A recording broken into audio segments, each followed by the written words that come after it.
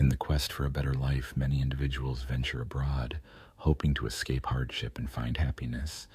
Yet, this pursuit often brings unforeseen challenges, sometimes leading to profound disappointment or tragedy. Such is the story of Nancy Gores, a young woman whose tragic fate became widely known in Spain in recent years. Nancy, a mother of two, left her native Guatemala in search of employment that would secure a decent future for her children and support her aging parents. Unfortunately, she never returned home. Her disfigured remains were discovered in remote, nearly inaccessible areas, revealing the brutality she endured. At the time of her death, she was 4 months pregnant, and her attacker was someone she had hoped to build a life with. Little is known about Nancy's early years. Born on April 13, 1991, in the small Guatemalan village of Granada, she was the second of 5 children in a family struggling with poverty. Her parents, Jorge and Peña Gores, worked tirelessly to provide their children with better opportunities, emphasizing education despite limited resources. Nancy excelled academically, earning her degree in business administration and document management from a university in view. She was diligent and graduated with honors, but her career prospects remained limited. During her studies, she worked as a cashier in a large supermarket and was later promoted to an administrative role, though her professional growth stagnated. During her university years, Nancy entered into an unregistered marriage with a young man with whom she had 2 daughters. The relationship did not last, and the father of her children lost interest, providing no support. Nancy continued living with her parents, working hard to make ends meet. With barely enough to cover essentials, her family knew that change was desperately needed. In 1993, Nancy's older sister emigrated to the United States, seeking better opportunities, a move that underscored the limited prospects available to Nancy at home. Despite her efforts and aspirations, Nancy's life was marred by hardship and unfulfilled dreams. Her tragic end serves as a stark reminder of the dangers faced by those seeking a brighter future abroad, often at great personal cost. In her early years, Nancy found inspiration in her sister's successful marriage and settled life. Motivated to transform her own circumstances, she decided to move to Europe, choosing sunny Spain as her new home. At that time, she lacked sufficient funds even for a one-way flight, let alone the resources needed for initial living expenses. For several years, she worked tirelessly, saving every euro she could, determined to realize her dream. Finally, in July of 2018, she purchased a ticket to Madrid and assured her parents she would stay in regular contact to ease their worries. Her plan was to find accommodation and employment upon arrival, carrying only a few thousand euros to cover rent, food, and essential needs until she secured a stable income. When she left her homeland, Nancy was 27 years old, with her daughters, aged 7 and 5, remaining with their grandparents in Guatemala. She didn't stay long in Madrid, moving first to Barcelona, then to Ciudad Real, a city at the heart of the Spanish province sharing its name. She kept in close touch with her family, calling almost daily to check on their well-being and regularly sending money to support them. Her financial contributions helped her parents not only support themselves and her daughters, but also renovate their old house. Despite her modest income, Nancy managed through odd jobs, cleaning luxury homes or caring for the elderly and ill, never complaining about her hardships. She believed that Europe offered greater opportunities, and even working tirelessly, she felt satisfied with her life's progress. She often spoke of bringing her daughters to Spain once she saved enough to provide a comfortable, spacious home for the entire family. Nancy kept her personal life private, claiming she was too busy with work to share details. However, in spring of 2020, she confided to her parents that she had met someone special. His name was Carlos Andres Bustamante, and they had crossed paths while she was searching for a new rental. As they resolved her housing situation, their relationship deepened, and eventually they began living together. Carlos was a year older than Nancy and initially had no steady income, surviving on small, irregular jobs. During this time, Nancy was the primary provider, covering rent, bills, and often giving Carlos money for his needs. She never voiced dissatisfaction, and her parents believed she had found a good man with whom she shared love, harmony, and stability. By then, her two younger brothers had also moved to Spain, maintaining close contact, especially with Dennis, the youngest, who had even met Carlos in person. In late June of 2020, Nancy and Carlos made the decision to relocate to the seaside city of Santander, situated along the Atlantic coast. During a phone call with her family, Nancy explained that the region offered a warmer climate and better employment opportunities. However, around that time, tensions began to surface in her relationship with Carlos, who was reluctant to discuss these issues openly. It became evident that he was possessive, temperamental, and often cruel, displaying a lack of ambition and contentment with relying on Nancy's support. Alarmingly, he also struggled with alcohol and occasionally used prohibited substances, despite tearful promises to quit and secure stable employment. Nancy was increasingly uncertain about her future with Carlos, especially after discovering she was pregnant. Carlos was initially overjoyed, vowing that their lives would improve, but reality soon proved otherwise. His drinking and drug use persisted, and he began to take money from Nancy or ask his mother for financial support. Worse still, he started to physically abuse her, a fact she tried to conceal from others. On the evening of August 12th, while Nancy was video chatting with her parents, loud shouting erupted from Carlos. He was furious, accusing her of talking to someone else, and when she insisted she was speaking with her mother, he snatched the phone and examined the screen. After confirming her words, he threw the device onto a chair and walked away. The following day, the pattern repeated. Carlos again seized Nancy's phone during her conversations with her parents and daughters, demanding to see who she was talking to, insulting her, and even threatening her safety. Frightened, Nancy later told her relatives that her partner was simply overly jealous and tried to reassure them that everything was under control. Her parents, however, urged her to seek help from authorities, but she insisted she could manage alone. On August 17th, during a candid call with her sister, Nancy ominously remarked that if anything happened to her, or if she suddenly disappeared, Carlos would be to blame. Her words sent a chilling warning, but she offered no further explanation, only asking her sister to care for her children if necessary. That was the last time her sister heard her voice. Nancy vanished without a trace on August 20th, around 2 in the afternoon. She had sent a message to her father promising to call later that evening, but she never did, nor did she respond to subsequent calls from her family. Concern grew when neither Nancy nor Carlos answered their phones, and since they had recently moved to Santander without friends nearby, her brothers, who lived on the other side of the country, couldn't quickly check on her. The situation became increasingly alarming as days passed. A message from Carlos's phone revealed that he and Nancy had argued and decided to part ways. Allegedly, she had packed her belongings and left in search of a separate apartment, ignoring his calls, and her whereabouts remained unknown. Her brothers then advised Carlos to come immediately to see her father so they could go to the police and report her missing. Carlos agreed without hesitation, but, as expected, never showed up, failed to file the report, and soon ceased all communication with Nancy's family. Meanwhile, her relatives took the initiative themselves, reaching out to law enforcement to report her disappearance. Through Nancy's friends, her brothers discovered Sandra Bustamante's address, Carlos's mother. When they visited her, she introduced herself and explained the situation, breaking down in tears. She admitted she had suspected her son might do something harmful to his partner, but refused to provide details. Sandra also had no idea where Carlos and Nancy were, as Carlos was not answering her calls, only sending brief messages asking her to give him space and not to question him. She cared for Nancy, but understood her son's potential for violence and cruelty. The following day, Sandra was summoned for questioning at the police station, where officers sought information about Nancy's disappearance and Carlos's possible whereabouts. She recounted what she had told Nancy's brothers and showed a lengthy message Nancy had sent her a few days before vanishing.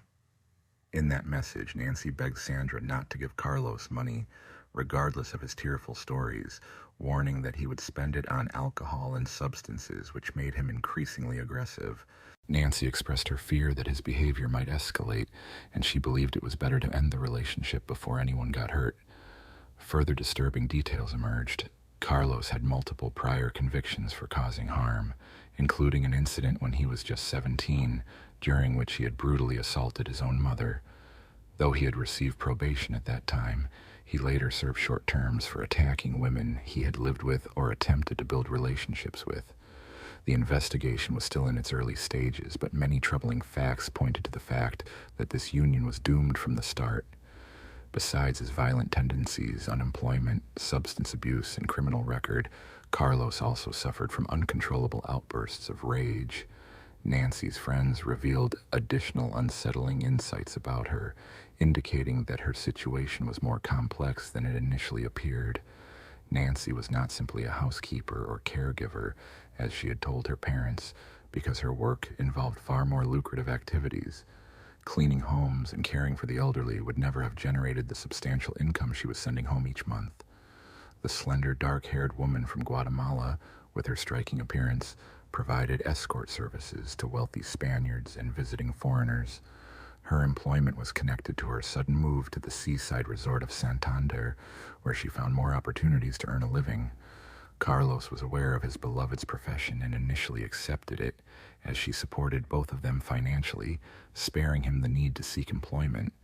However, everything changed when she became pregnant. His mind began to unravel. First, he was plagued by doubts about whether he was the father, suspecting one of her clients. Meanwhile, she continued working despite her pregnancy, fueling his jealousy and paranoia. His behavior oscillated wildly, sometimes forbidding her from meeting or speaking with other men, at other times forcing her to work when they lacked funds. The money he took from his mother was spent solely on himself and his vices. For nearly a week, Nancy's whereabouts were unknown. Carlos stayed in contact, but only through messages, never revealing his location. It wasn't until August 26th that police obtained a warrant to search the couple's abandoned apartment in Santander. The scene they uncovered was horrifying and left no doubt that Nancy was no longer alive. Bloodstains covered almost every surface, some attempts at cleaning evident to the naked eye. In the bathroom drains, investigators found fragments of bones, hair, skin, and internal organs, all confirmed through forensic analysis to belong to the missing woman.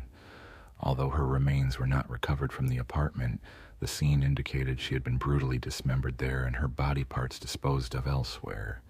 Carlos quickly became the prime suspect. He was unreachable and his whereabouts remained unknown. Among the evidence was a package containing a small hatchet purchased at a local hardware store.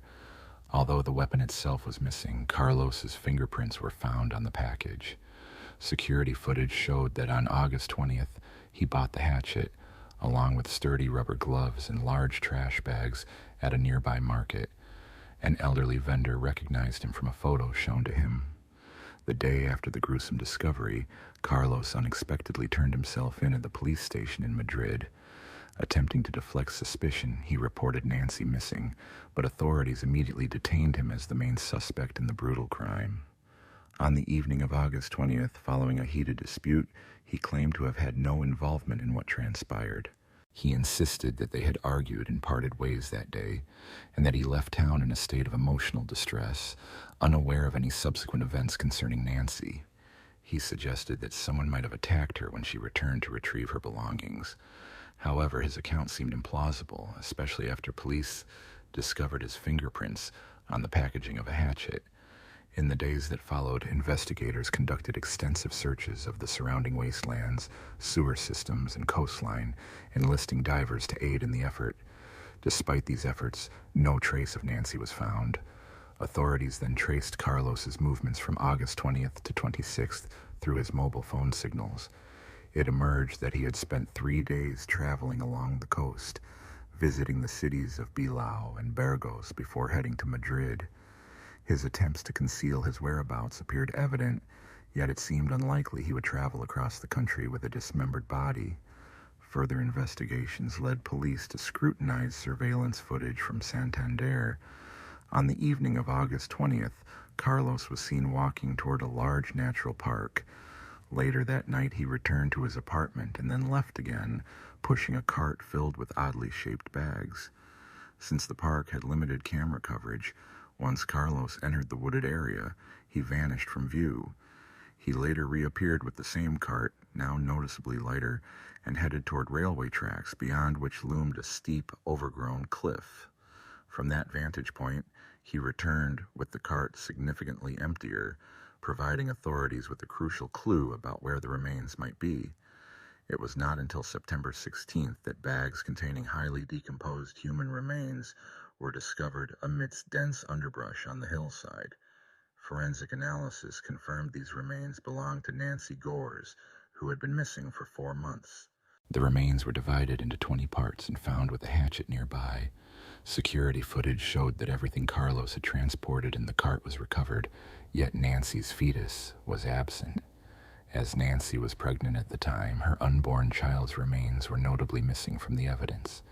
The condition of her lower body indicated brutal mutilation with a knife and hatchet, suggesting that the fetus had been deliberately extracted and disposed of separately.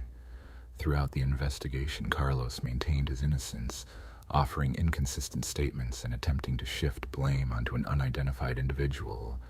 Despite his denials, traces of Nancy's blood were found on his clothing and shoes, which he had tried unsuccessfully to wash away. Although Bustamante refused to admit guilt, investigators pieced together the tragic sequence of events. Forensic experts believed that on the afternoon of August 20th, after their argument, the man violently assaulted and strangled his pregnant partner in the kitchen, where bloodstains were later found on the floor and walls. He then moved Nancy's body to the bathroom before going shopping, completing a disturbing chain of events that led to her brutal death. In a disturbing sequence of events, an individual visited a hardware store and a market located in a bathroom, where he meticulously dismembered a victim's body into 20 parts using a hatchet and a large kitchen knife. He then packed the fragments into bags, loaded them onto a cart, and set out for a secluded park to dispose of the remains. Under the cover of night, he followed a carefully planned route, scattering the bags across various hidden locations within the park, hoping they would remain undiscovered. The fate of the fetus removed from the victim's body remains unknown, as the perpetrator denied any involvement and insisted he loved her.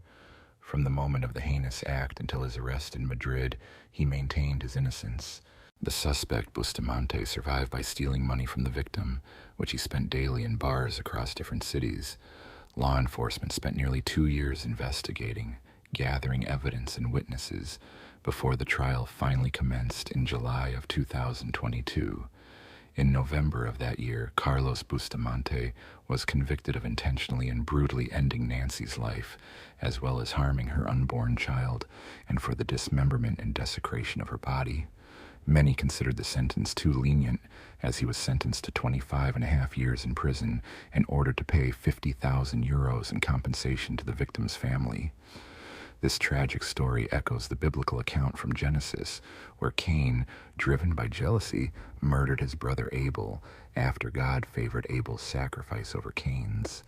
Similarly, in modern times, unhealthy envy can lead to devastating consequences, even between siblings.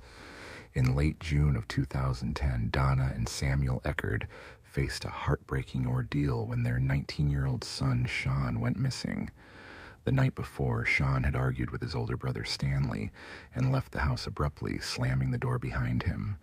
He had never before left home for extended periods without informing his family or taking his phone.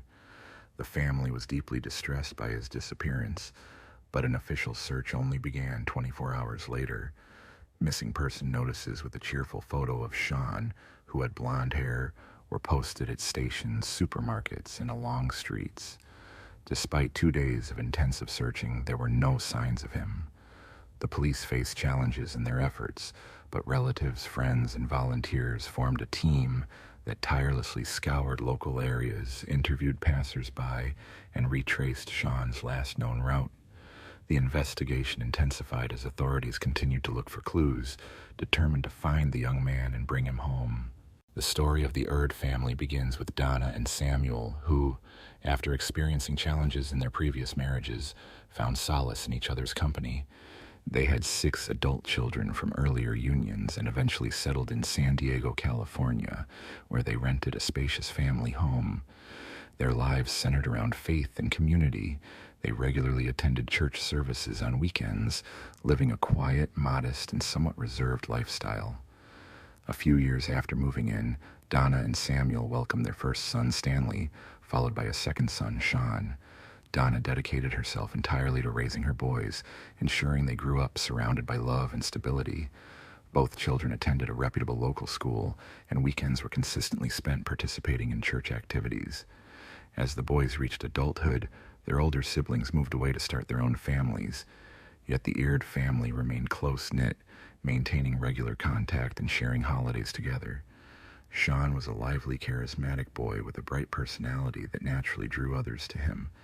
He was empathetic and a good listener, making friends easily. In contrast, Stanley was more reserved and cautious, often shy around new people, which made social interactions more challenging for him. Despite their differences, the brothers shared a strong bond, supporting and caring for each other. They grew into well-mannered, diligent students, maintaining a trusting and friendly relationship, often exchanging lighthearted jokes about one another. From childhood, Donna and Samuel raised their children with a deep faith in God and a respect for moral values. As they matured, their interests diverged. Sean immersed himself in music, playing in a band, while Stanley developed an interest in martial arts. Their days were filled with vivid experiences and emotions, which they eagerly shared with their family in the evenings. Family gatherings often revolved around Sean's stories about his musical pursuits, friends, and future plans, which captivated everyone's attention. During these shared moments, Sean would recount meeting a neighbor girl named Mary Jane, a delicate young woman with striking brown eyes and long blonde hair. Her presence made a lasting impression on him, adding a new chapter to his youthful adventures. Meanwhile, Stanley listened quietly, perhaps feeling a bit overshadowed by his brother's lively narratives, but always supportive. Their family life was characterized by warmth, faith, and a shared sense of belonging, shaping the foundation of their close-knit community. One day, as Sean approached the house where a girl he liked lived, he heard the enchanting sound of a piano playing. Mesmerized by the music, he was drawn inside without knocking, trusting his charm to handle the situation. His confidence helped him navigate the moment gracefully and meet the girl, who was a few years older. Despite the age difference, they quickly developed a friendly bond. Sean often organized picnics where Mary Jane was a frequent guest, and they spent hours strolling through parks and visiting observation decks. Their budding adolescent romance was sweet, but was soon overshadowed by the harsh realities of adult life. The family received the heartbreaking news that Sean's great-grandmother, their elderly mother's mother, was seriously ill. In their quest for better opportunities, Sean's parents carefully considered each family member's needs, yet their decision would change everything. Reluctant to leave his hometown, his friends, and Mary Jane, Sean faced the unavoidable. His family was moving to another state. In 2005, fate led the Ear family to settle in the house of Sean's mother-in-law in the small town of Spring Hill, Florida, where they began anew. The move was a breath of fresh air, and although Sean's heart ached for his old life, his band, walks with Mary Jane, and favorite city hangouts, he soon found new sources of happiness. Donna and Samuel secured jobs at the local Presbyterian church. Donna cared for children in the nursery, while Samuel helped with the church's technology. Over time, the brothers rekindled their close relationship and made new friends at school. Life in their new environment began to feel familiar again. Sean rejoined the school band, and Stanley enrolled in a nearby martial arts school. Despite their busy routines, Sean couldn't stop thinking about Mary Jane. Every night after classes, he would lock himself in his room, and they would talk on the phone for hours. Each farewell was bittersweet, with Sean promising to visit her once he obtained his parents' permission, dreaming of the day they would meet again. Meanwhile, Stanley, the younger brother, grew into a quiet, reserved young man. His modesty and seriousness seemed to leave him craving more warmth and attention from his parents.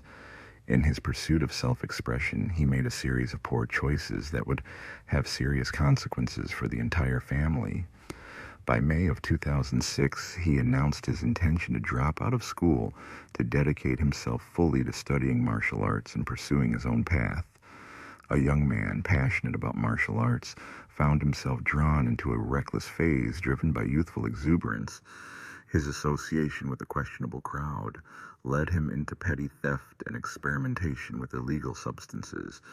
In 2007, these troubled connections culminated in his arrest for theft and serious fraud charges. The scandal involving his older brother's misdeeds dealt a heavy blow to Donna, who ended up hospitalized after suffering a heart attack.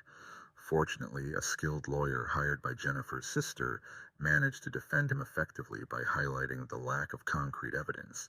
As a result, he was sentenced to a suspended term, allowing him to walk free. This ordeal deeply shook him, filling him with guilt and prompting him to withdraw, hoping for understanding and acceptance from his family. Having survived these turbulent events, he chose not to share the details of his summer experiences with his parents. Instead, he took a job as a waiter, saving enough money to leave for California, where Jane awaited him. His long 2-day bus journey felt endless, with changing scenery outside the window and night falling as he imagined finally seeing her. When the bus reached the last stop, he was eager to run to her, having already glimpsed her joyful face through the window, her long hair tucked behind her ears. They had shared some of their happiest moments together, picnics reminiscent of high school days, and the first time he had confessed his love, which she reciprocated. After a walk, they sat on a bench, but suddenly Sean felt faint. His vision blurred, and he lost consciousness. He was rushed to the hospital, where doctors diagnosed a severe illness caused by a tick bite. The condition worsened rapidly, leading to complications like brain inflammation, and a life-and-death struggle ensued.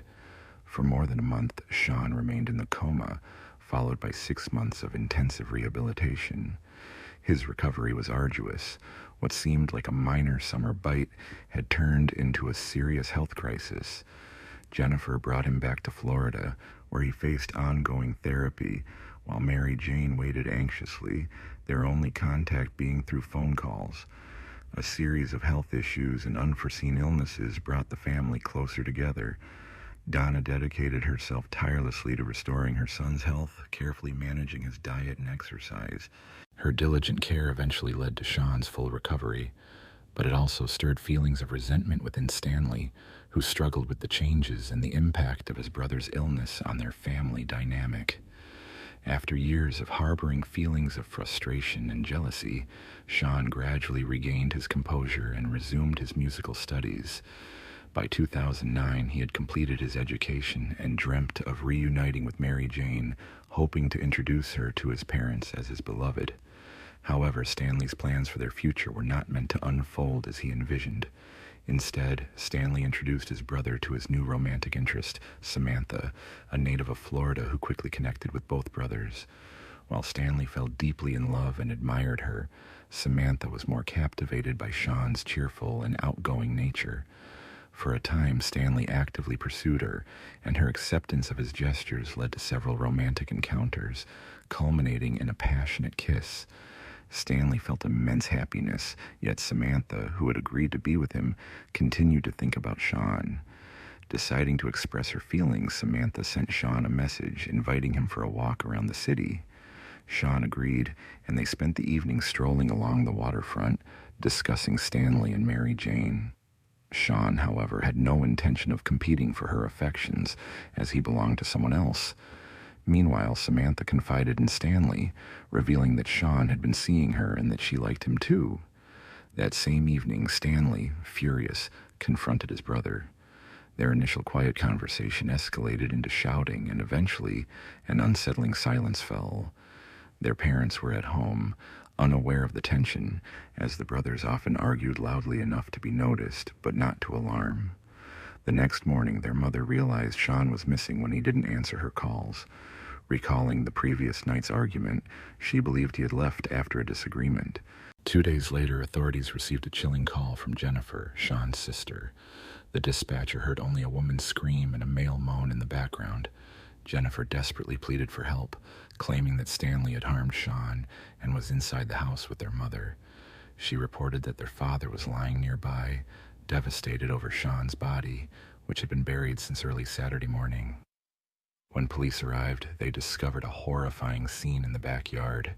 Stanley was kneeling, hands covered in earth, pulling Sean's body from the damp ground, crying and attempting to wipe the soil off.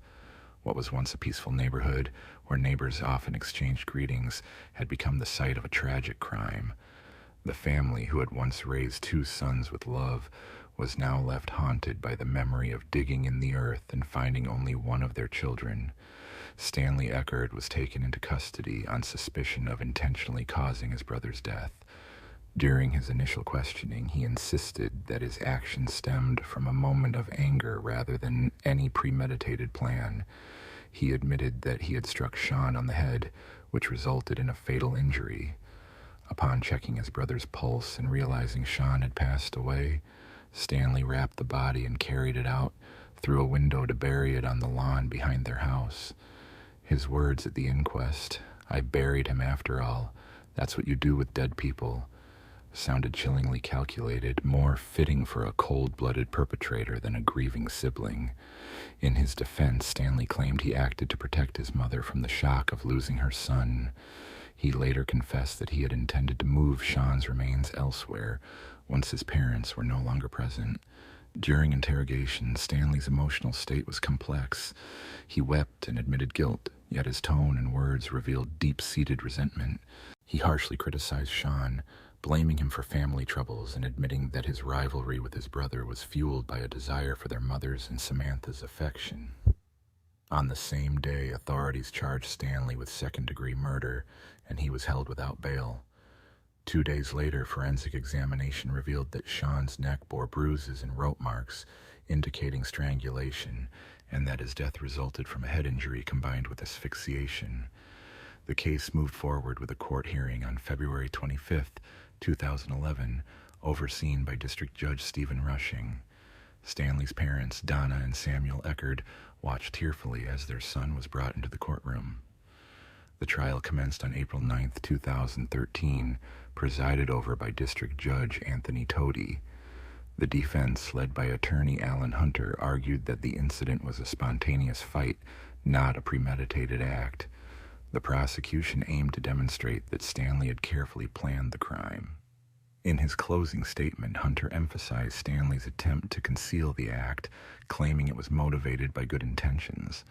Stanley was charged with first-degree murder, which carried a mandatory life sentence if convicted. The trial lasted 5 days, with the judge ultimately deciding his fate. The prosecution sought to prove that Stanley's actions were deliberate, while the defense maintained that the killing was unintentional.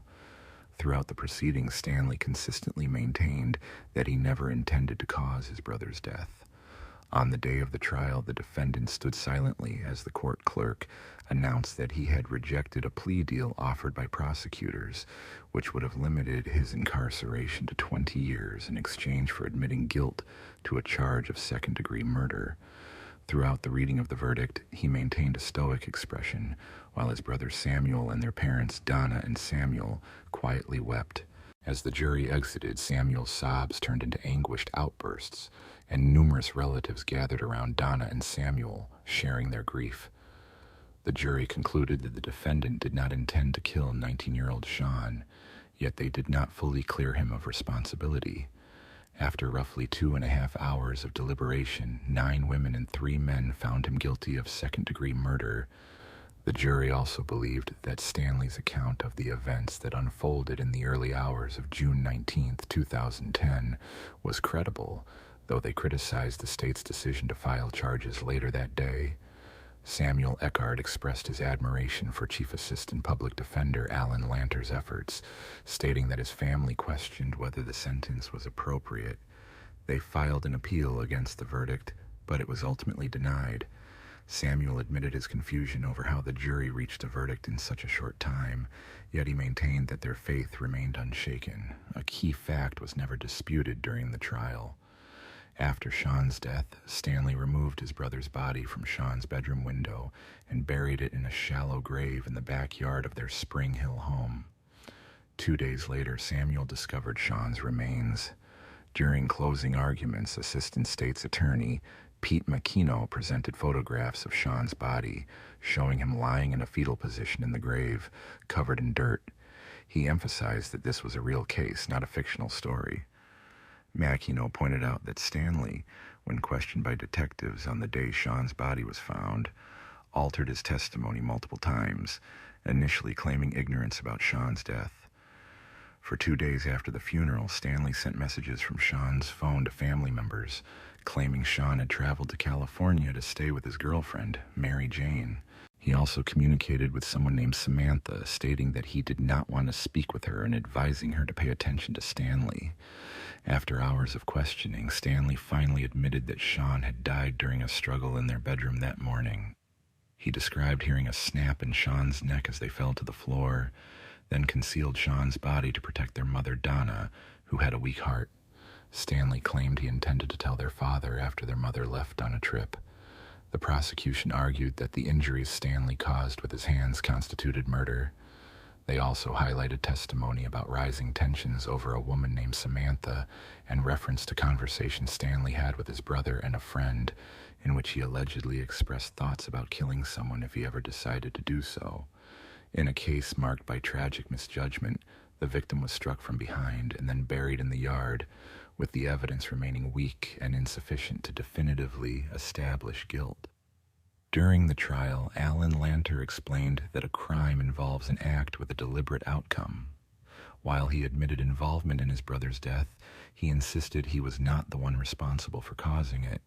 Lanter pointed to testimony from a forensic pathologist who explained that a blow to the head, combined with other factors such as Sean's high blood alcohol level and possible lingering brain swelling from medical conditions, likely contributed to his demise.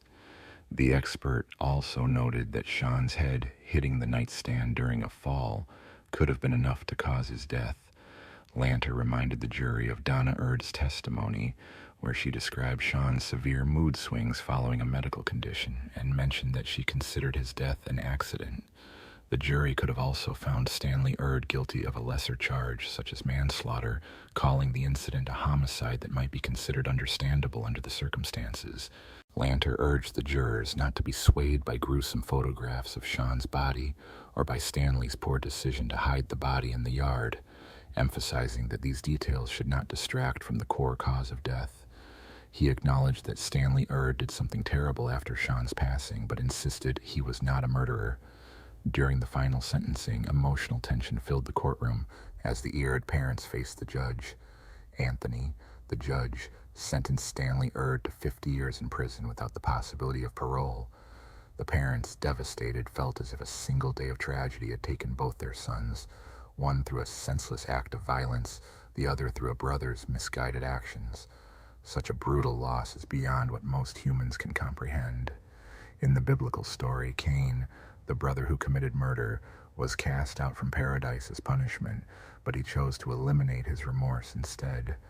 The saying that hesitation can be deadly takes on literal significance in this case, as police delays, despite claims of protocol, cost the lives of 2 young individuals. During subsequent legal proceedings, it was repeatedly stated that officers waited 24 hours after the initial report of a missing person, yet it was during these critical hours that tragedy unfolded. The case of Shaman Christian and Christopher Nome remains one of the most notorious and brutal crimes in U.S. history. It shocked the nation twice, first in 2007 when the crimes occurred, and again in 2011 when the sentences of the gang members were challenged and appealed. This complex legal saga led to the passage of laws that restrict attorneys and defendants from tarnishing victims' reputations and eliminated the requirement for a jury's unanimous verdict to be approved by a judge. In this harrowing story, 2 innocent victims suffered at the hands of 5 ruthless criminals, motivated by nothing more than a simple robbery. The details of this tragedy reveal a sequence of events marked by violence and injustice, leaving a lasting impact on all involved. Understanding the complex roles of each individual involved raises questions about whether this tragedy could have been prevented and if more young lives might have been spared. Christian, known as Chris, was born on September 21st, 1983, in Knoxville, Tennessee, into a loving, large family. As the youngest child, he was cherished by his relatives. An athletic boy, Chris excelled in baseball during his school years, with his coach believing he had a promising future in the sport. However, a serious injury and a lengthy recovery halted his athletic ambitions.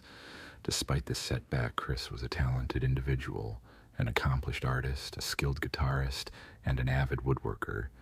He also had a good understanding of cars and motorcycles, dreaming of becoming a mechanic. Over time, his passion for carpentry grew stronger, leading him to pursue that path. After graduating from high school, he attended the esteemed University of Tennessee, where he proved to be a dedicated student, ranking among the top of his class.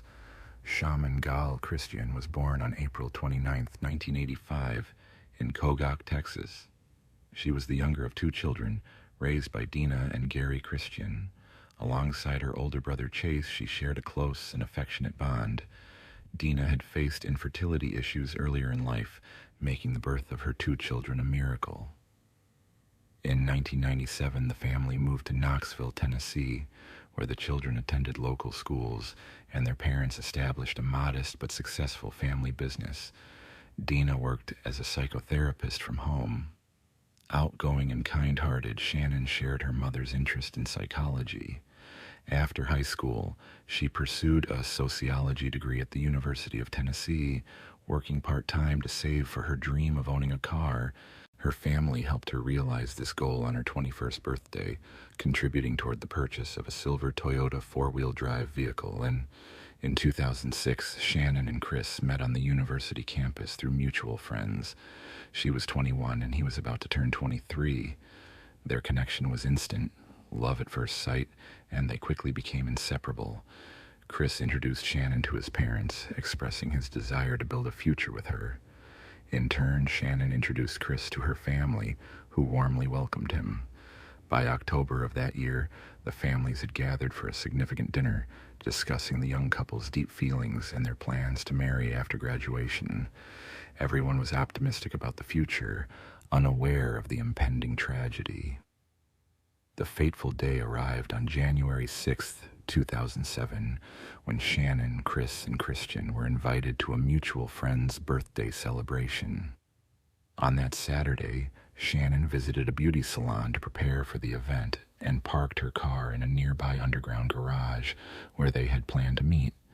However, the story took a tragic turn before the gathering could begin. The evening had started with a minor disagreement between Shannon and Chris as they hurried to prepare for an upcoming event. Their friends, accustomed to their reliability, grew increasingly anxious when Shannon and Chris failed to arrive at the birthday celebration. Attempts to contact them via phone went unanswered, heightening concern. Shannon's closest friend repeatedly called her mother late into the night, seeking reassurance, but received no response. The following morning, Shannon's mother, Dina, realized her daughter had not returned home. Initially, she assumed Shannon might have stayed over at Chris's place after the party, especially since Shannon had an early shift at work scheduled for Sunday. However, her worry deepened when she noticed several missed calls from an unknown number around midnight. When she returned the call, she learned from Shannon's friend that neither Shannon nor Chris had appeared at the party, and both remained unreachable. This news sparked fear, as both Shannon and Chris's phones remained silent, and Chris's parents believed he was staying at Shannon's residence. Anxiety grew when it was discovered that Shannon had not shown up for her scheduled work shift either. The parents promptly contacted the police, but their response was dismissive. Officers suggested the couple might have simply taken some time alone and explained that an adult was considered missing only after 24 hours of no contact. Refusing to wait, Shannon's and Chris's loved ones launched their own search efforts. They reached out to acquaintances, visited hospitals, distributed flyers with photos, and created social media groups to gather any possible information. Despite these efforts, no leads emerged. The last confirmed sighting of Shannon was at a beauty salon she visited on Saturday, where the stylist recalled her discussing the upcoming party and not mentioning any other plans. A disturbing discovery was made along the railroad tracks, but it was not until Monday, January 8th, that authorities officially began searching for the missing couple. By then, thanks to the relentless efforts of their families and friends, nearly the entire city was aware of their disappearance. Rumors of a gruesome find near the tracks circulated the day before, but no concrete details were available.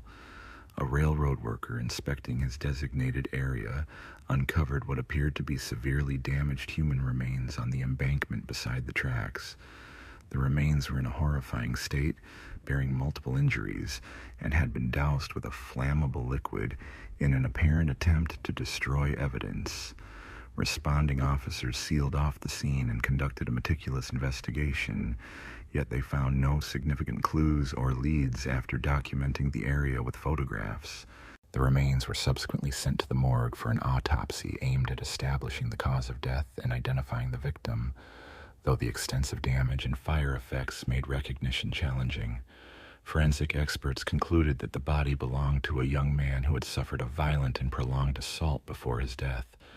The victim had multiple injuries inflicted while he was alive, including numerous broken or damaged teeth caused by blows. He had been shot 3 times, twice in the back and once in the head, which proved fatal. Additionally, traces of seminal fluid from at least 3 different individuals were found within the body, along with signs of repeated violent attacks, such as distinctive tears. When police reviewed recent reports of missing young men, some descriptions matched the victim's age, height, and build. Officers contacted the victim's parents and requested DNA samples for confirmation, strongly advising against personal identification at the morgue due to the body's severe burns and disfigurement. The DNA analysis ultimately verified that the remains belonged to the missing student named Christopher. Despite this distressing confirmation, Shannon Christian's parents still held on to hope that their daughter was alive, possibly being held somewhere. Her mobile phone was last pinged on the day she and her family disappeared in a neighborhood known for its troubles, a place they would unlikely have visited voluntarily. This suggested they might have been taken there against their will, and that Shannon could still be confined nearby. In that area, Shannon's Toyota 4Runner was discovered abandoned in a secluded alley. The vehicle was in a deplorable condition, with dirt, scratches, broken headlights, and deflated tires, making it barely recognizable to her parents. All of Shannon's personal belongings were missing, and the car's interior was littered with cigarette butts, torn and stained seats. The driver's seat was pushed far back, indicating that a large adult male had last driven it. A crumpled envelope bearing the address Give Tisiaci Trista, Chestnutsat, Chipman Street, was found on the floor between the seats, likely dropped by the perpetrator. A witness reported seeing 4 African-American males driving a similar SUV that Saturday evening, a vehicle that stood out in that neighborhood. Fingerprints on the envelope led police to Lamus Davidson, a man with a history of serious offenses. His residence, located in an industrial area near a wasteland, was unresponsive when officers knocked, and he refused to surrender. The police forced entry, hoping to find Shannon alive inside. Inside the house, they discovered Shannon's purse, a stuffed toy from her car, as well as Christopher's headphones and baseball cap. They also found a knife with blood traces and torn clothing, evidence of violence. Fragments of women's clothing and the lifeless body of Shannon were discovered hidden within the trash chute of a house, concealed beneath soiled sheets. She had been restrained in a fetal position and wrapped in 5 layers of trash bags. Experts later determined she likely passed away in the early hours of Monday, January 8th. This tragic discovery underscored how, had authorities begun their search immediately after the missing person report, rather than waiting 24 hours, Shannon's life might have been saved. The condition of Shannon's body was shocking even to seasoned forensic specialists, as no part remained untouched. She was covered with bruises, abrasions, cuts, and cigarette burns from head to toe. Multiple injuries to her genital area, as well as trauma to her mouth and throat, indicated she had endured repeated assaults by several individuals. She had suffered a severe head injury and internal bleeding in her abdomen, likely caused by being kicked. Additionally, her attackers inflicted several penetrating, though non-fatal stab wounds and extinguished dozens of cigarettes on her skin in a brutal effort to destroy DNA evidence. They also soaked her with household bleach, paying close attention to her bleeding wounds and genital region, and forcibly made her ingest the caustic substance. Despite these torturous acts, Shannon was still alive when she was wrapped in 5 trash bags and pushed into the household trash chute, covered with sheets and rags. She slowly suffocated and bled to her end, helpless and unable to call for help or escape. The brutality of her death was compounded by the cruelty of her captors. The house where her mutilated body and personal belongings of the deceased were found belonged to Lamus Davidson. He was immediately declared a suspect at large. Police also tracked down another individual, Eric Boyd, whose traces were found at the scene. Boyd was arrested on January 11th without resistance and cooperated with investigators, asserting he would not be imprisoned for crimes he did not commit. He revealed that Davidson was hiding in an unoccupied for-sale house and personally led officers there. Caught off guard, Davidson made no attempt to resist arrest. Notably, at the time of his detention, he was wearing sneakers that had belonged to Shannon. During questioning, Davidson minimized his involvement, claiming he was a victim himself. He insisted that he and Shannon had come to his house seeking to buy drugs but had become embroiled in a conflict with acquaintances. He claimed he left to avoid involvement, asserting that the subsequent violence occurred in his absence. Further interrogations uncovered 3 additional suspects: Davidson's friend, George Thomas, his half-brother, Lalvis Cobbin, and an 18-year-old woman named Vanessa Lynn Coleman. Once all 5 individuals were in custody, authorities moved to formalize their charges. In separate cells and under individual interrogation, each suspect attempted to shift blame onto the others, inadvertently revealing crucial details that helped reconstruct the sequence of events and clarify each perpetrator's role in the brutal crime. The timeline of these tragic events centered around Lamus Davidson, who had been released from prison on parole just a few months earlier and was desperately seeking money. Involved in the illegal sale of banned substances, he urgently needed a vehicle to deliver his illicit goods.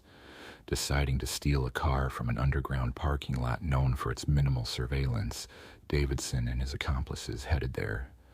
At that moment, students Shannon and Christopher were arguing nearby over Christopher's delay, but the criminals, aiming to eliminate witnesses, forced the young couple into the trunk of a car at gunpoint.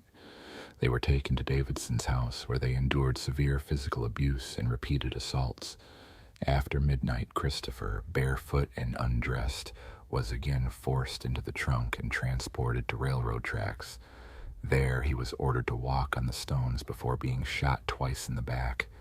His torment ended with a final shot to the head, and his body was then doused with flammable liquid and set ablaze in an attempt to destroy any evidence linking the perpetrators to the crime. The criminals then returned to Davidson's house, where Shannon remained bound and subjected to horrific cruelty. The next day, she was left with injuries covering nearly every part of her body. Her torment concluded when she was doused with bleach and packed alive into plastic trash bags, where she slowly suffocated. It remains unclear when Vanessa Coleman joined the group. During questioning, she claimed to be a hostage participating in the torture out of fear for her life. However, Boyd indicated that Coleman was Davidson's girlfriend and had willingly taken part, even stealing some of Shannon's jewelry and phone. A personal diary found at Vanessa's home detailed her descriptions of the horrors at Davidson's house, which she referred to as an exciting adventure. During the investigation, authorities identified Lamus Davidson, born in Odna-Tisiacha, Deviatsot Odin, as the leader and main instigator of the brutal acts. Davidson attempted to deny his involvement and shift blame onto the victims, claiming they came to his house to buy illegal substances and that a situation of rough intimacy with him and his friends had spiraled out of control. His lawyers exploited this version of events, aiming to tarnish the victims' reputations in court. Despite these efforts, the victims' families expressed profound emotional pain over these claims. Ultimately, Davidson was convicted on multiple counts, reflecting his central role in the heinous crimes. In a case marked by brutality and premeditation, a jury unanimously concluded that Davidson deserved the ultimate penalty for his heinous crimes, which included assault, kidnapping, robbery, and the deliberate ending of lives. Alvis Cobbins, born in 1982, faced the death sentence for his role in these atrocities and the involvement in ending a life, but ultimately received a life term without the possibility of parole. Similarly, George Thomas, born in 1983, was sentenced to life imprisonment for his participation, with no chance of release. Eric Boyd, who cooperated with investigators and aided in capturing Davidson, was sentenced to 18 years behind bars. This leniency sparked outrage among the victims' families, who believed the punishment was insufficient. Vanessa Coleman, born in 1988 and the only woman involved, was proven to have participated in the assaults and the tragic outcome. Her sentence was initially 53 years, but after overturned verdicts and new hearings in 2011, she received a reduced term of 35 years. Her appeal in 2014 was denied, and parole was refused in 2017. While these sentences were being served and Davidson awaited execution, the case took an unexpected turn. The presiding judge resigned, citing substance dependency issues, which cast doubt on his ability to oversee trials. His recent rulings were challenged, leading to new hearings for all 5 involved. A new judge scheduled retrials, and after these proceedings, Davidson's sentence remained unchanged: death. Tobin continued serving his life sentence without parole, while Thomas received a life term with the possibility of parole after 51 years. Vanessa Coleman's sentence was further reduced from 53 to 35 years, yet her appeal was rejected and parole was again denied in 2017. In 2020, the parole board decided she would remain incarcerated at least until April of the following year. Eric Boyd's circumstances changed dramatically. Initially, he received a relatively short sentence for cooperating, but subsequent evidence proved his deeper involvement. His retrial resulted in a life sentence without parole, with Thomas testifying against him and revealing previously unknown details about Boyd's role. Boyd's attempt to appeal this sentence was unsuccessful, and he is now serving his time at the Bledo County Correctional Complex. Davidson remains confined in the maximum security Riverbend facility, awaiting the implementation of his death sentence. This case drew widespread media attention and led to the passage of 2 laws, one aimed at protecting victims from false accusations and negative portrayals, and the other addressing related issues. The case was a response to the defense team's attempt to portray the students as drug users and thrill seekers from a troubled neighborhood. These claims were entirely false and inflicted significant pain on the victims' families. A subsequent legal reform removed the requirement for a judge's signature on a jury's unanimous verdict, which, if in place during this case, could have prevented the need for retrials and sentence reconsiderations. The house at 2316 Chipman Street, which had become a site of suffering for the young couple, was demolished in the fall of 2008. A memorial now stands on that site honoring Shaman Christian and Christopher Nome. To commemorate Christian, a golf tournament and a charitable foundation were established, offering support to victims of violence. Similarly, a foundation in Newsom's name was created, hosting annual memorial baseball tournaments at Halls Park and awarding a scholarship named after the late student and former athlete. Despite widespread public concern and media attention, initial reports of the case were often inaccurate, either unintentionally or deliberately. Many believed that racial biases influenced coverage, as the victims were white and the accused were African American. However, the head of the Association of Criminal Writers and Editors stated that it's difficult to say whether the case would have received more attention if the roles were reversed. The police chief of Knoxville also emphasized that there was no evidence suggesting the crimes were racially motivated. Kelly Clayton was a young woman with many qualities that set her apart. From high school onward, she was intelligent, a role model for her peers, excelling academically and performing well on exams.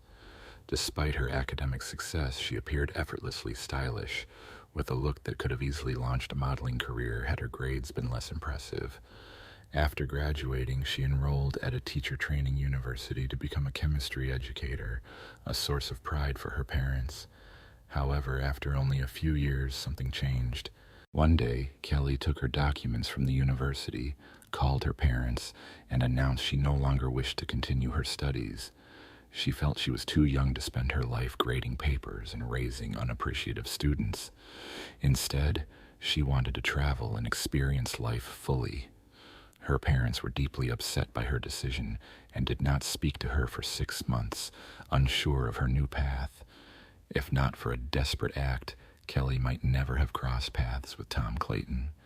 Their meeting happened at a gathering of mutual friends, where the young man immediately took an interest in her.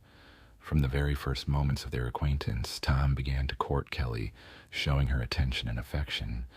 His striking appearance and athletic build also caught her eye. Tom was a hockey star, having played for 4 consecutive seasons with the semi-professional team Jack Halls. Within the team, he was known as a formidable player, capable of breaking an opponent's ribs, though only if he approached the game with strength and aggression. Eventually, Tom's sports career, rooted in physicality, was bound to come to an end, and he had to set aside his hockey stick to enjoy the sport as a spectator, watching his favorite team from the stands or TV. Life moved forward for the couple. They returned to New York, where they married, then relocated to North Carolina, and finally settled in a small town called Co., home to just a few thousand residents. There, Tom started a franchise specializing in rebuilding homes damaged by fires or disasters, working alongside a friend's company in a related field. Meanwhile, Kelly, after dropping out of university, worked as a waitress, changing venues frequently. She had 2 children, yet Tom's steady income allowed her to leave her job and focus on raising her daughters. Still, she believed that extra money was never unnecessary, especially for buying toys or spoiling her children in every way possible. On September 28, 2015, Tom went to his usual poker game with friends, the Millers. He rarely took Kelly along, as gambling involved skill and experience, and he preferred to leave his wife at home with the children. That evening, Tom was unlucky at the table, but refused to leave, instead trying to win back his losses and inviting others to continue playing until morning. No one accepted, so he returned home.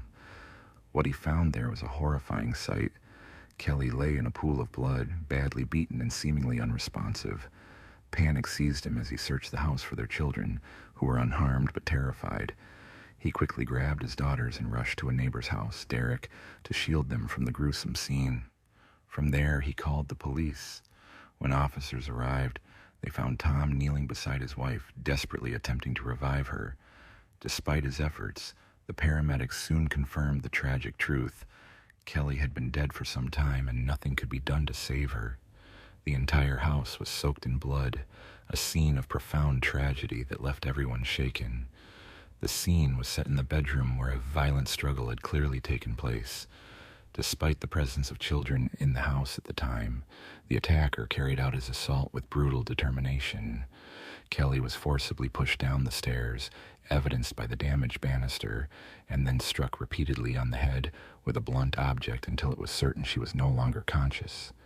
There were no signs of any stabbing or gunshot injuries. A police officer who documented the scene observed that Tom appeared deeply shaken, seemingly lost in thought. He moved aimlessly around the room, entering and leaving in quick succession, unable to specify the location of the children's room or the emergency exit. When questioned about his whereabouts during the incident, Tom calmly stated he had been at a friend's house all evening, where they had been playing cards. Uncertain about Tom's account, the officer then approached neighbors to gather more information, especially from the children. Charlie, the eldest daughter, described the intruder as a large figure like a bear. According to her, she and her sister were nearly asleep when they heard their mother scream from the next room. The house then shook violently, resembling an earthquake. The girls cautiously exited their room and saw the intruder leaning over their mother, hitting her with what appeared to be a hammer. Frightened, they quickly retreated, closing the nursery door with a small nightstand and hiding under the bed. Fortunately, the burglar was not searching for them, as the tiny nightstand would hardly have concealed anyone. When asked to describe the intruder, Charlie said he was a large man like a bear, dressed in blue jeans and a black shirt, wearing a mask similar to the one her father wears when duck hunting with Mr. Bourne. She mentioned her father also has such a mask. She added that the intruder had eyes like her father's, but she couldn't recall anything else about his appearance.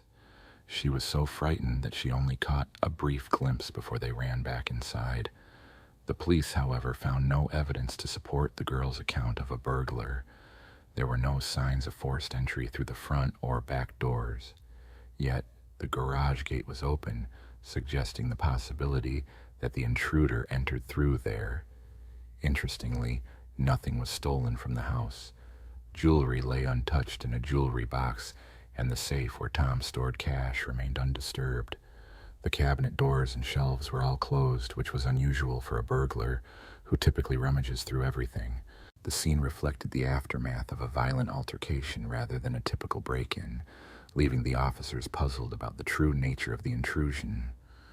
Tom appeared to have a clear motive for orchestrating his wife Kelly's death, aiming to secure a substantial insurance payout, up to $1 million, by making it seem as though her murder was a crime of opportunity.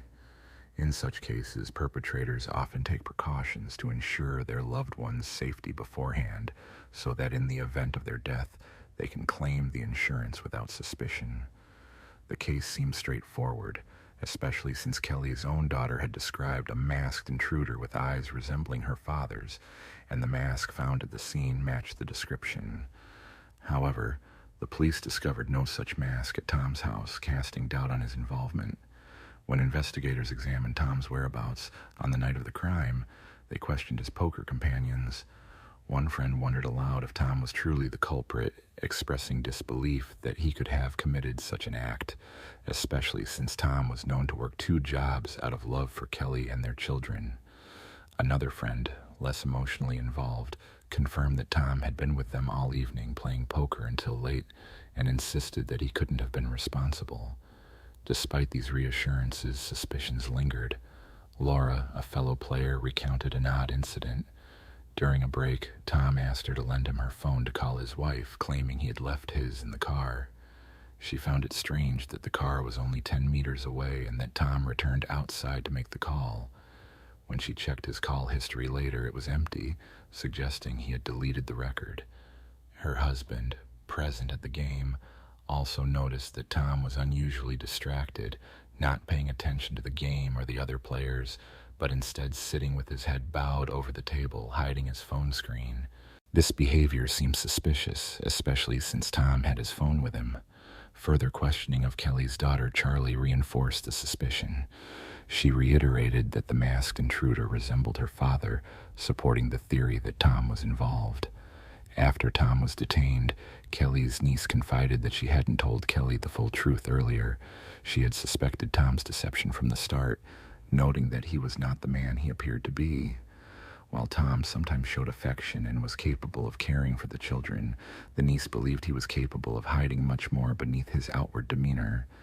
In sum, although initial evidence pointed towards Tom, inconsistencies and subtle behaviors cast doubt on his innocence.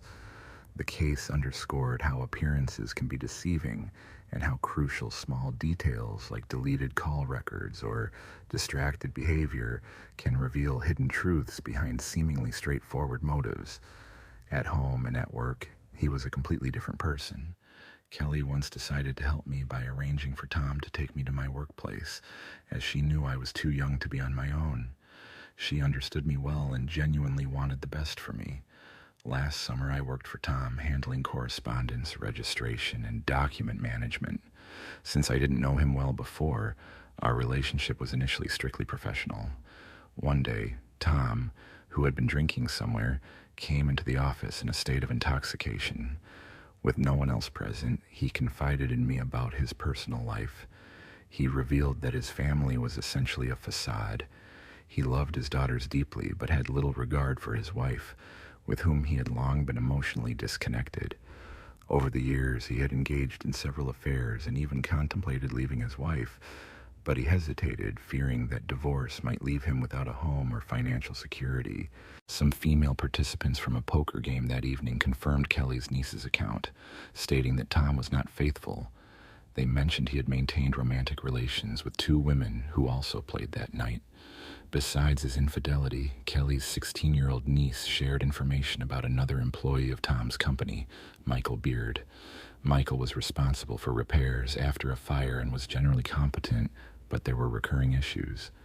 During inspections, he often missed details, and after several complaints, Tom finally believed that some items might have been stolen during the chaos of the fire.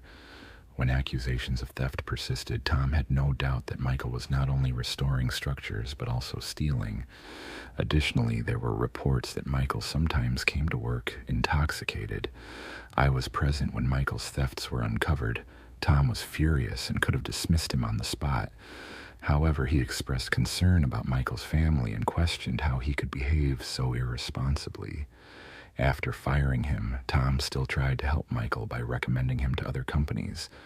When those options ran out, Tom even took Michael into his household to assist with chores like mowing the lawn, watering plants, and minor repairs.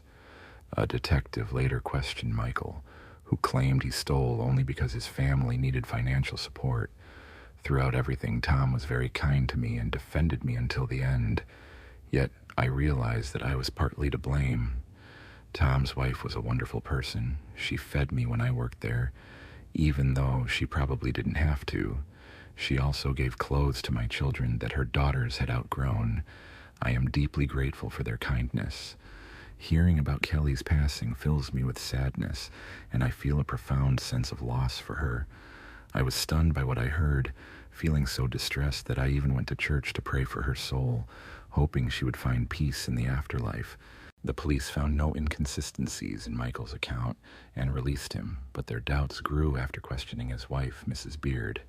She revealed that Holly Tom had offered Michael a job, which he hadn't mentioned before, promising to pay him $10,000 for it. This detail piqued their interest.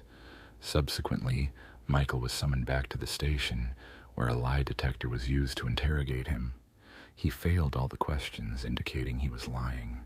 Realizing he couldn't conceal the truth, Michael finally confessed that Tom had plotted to pay him $10,000 to break into his house, kill his wife, and set the place ablaze. The plan was to strangle Kelly and make her death appear accidental, as the house was insured for a substantial amount. Investigations confirmed that Kelly's home and life were insured at the highest level. 2 cans of gasoline awaited Michael in the garage, ready for the arson. Everything was prepared for the break-in. That night, Michael entered the house, quietly while everyone was asleep. He climbed the stairs to the bedroom where Kelly was supposed to be resting. However, she was either awake or awakened by the noise of the door opening. When she saw a strange man in the doorway, she screamed in terror. Michael, equally frightened, lunged at Kelly, trying to strangle her with his hands. Kelly fought back fiercely, surprising Michael with her strength. According to him, the struggle was intense, spilling from the second-floor bedroom into the first-floor kitchen. Overcome by panic and shock, Michael was unable to focus. He flailed his arms or grabbed Kelly's clothes as she defended herself. Had the police arrived earlier, they would have seen the bruises from the fight. Eventually, Michael struck Kelly's head against the wall with all his might, causing her to collapse. For a moment, she was unable to rise. In a frenzy, Michael took a hammer and repeatedly struck her until she showed no signs of life. Driven by rage and panic, he fled the scene, forgetting that Tom had not only instructed him to kill Kelly, but also to set the house on fire to cover their tracks. Michael's accomplice, Mark Blandford, served mainly as a driver. The day before the crime, Michael contacted Mark, with whom he had worked on a construction site for some time, and who had stayed with him for a couple of weeks the previous year. Knowing Michael's tendency for petty theft, Mark was not surprised when he was asked to drive him during the break-in. Initially, I considered refusing his offer, but when he proposed $500, I hesitated only briefly before he convinced me. He claimed he just wanted to target a businessman and needed my help to escape before the authorities arrived. He assured me he would handle the vehicle, and I agreed, provided I parked far from the house. That evening, I waited in a dark alley in the car, and he returned quickly, breathing heavily and urging me to leave swiftly. He wasn't carrying any bag or sack, which made the situation seem less like a typical robbery. I didn't question him simply because I didn't want to know the details. I just wanted my money, which, incidentally, I never received. On our way out, he asked me to stop at a bridge over a creek a few blocks south. I pulled over and he hurriedly stripped off his outer clothing, tossing it into the water. If needed, I could show you the exact spot. Indeed, police officers who arrived at the scene, prompted by Mark, found fragments of Michael's outer garments near the creek, along with the hammer used in Kelly's death. Michael, already detained on suspicion of murder, began to change his story. He claimed he was hired by Tom for $10,000, but only to set fire to the house, denying any involvement in Kelly's death. When asked who had killed her, Michael pointed to Tom, asserting that he had offered him money for both arson and murder from the start, but he refused to kill anyone.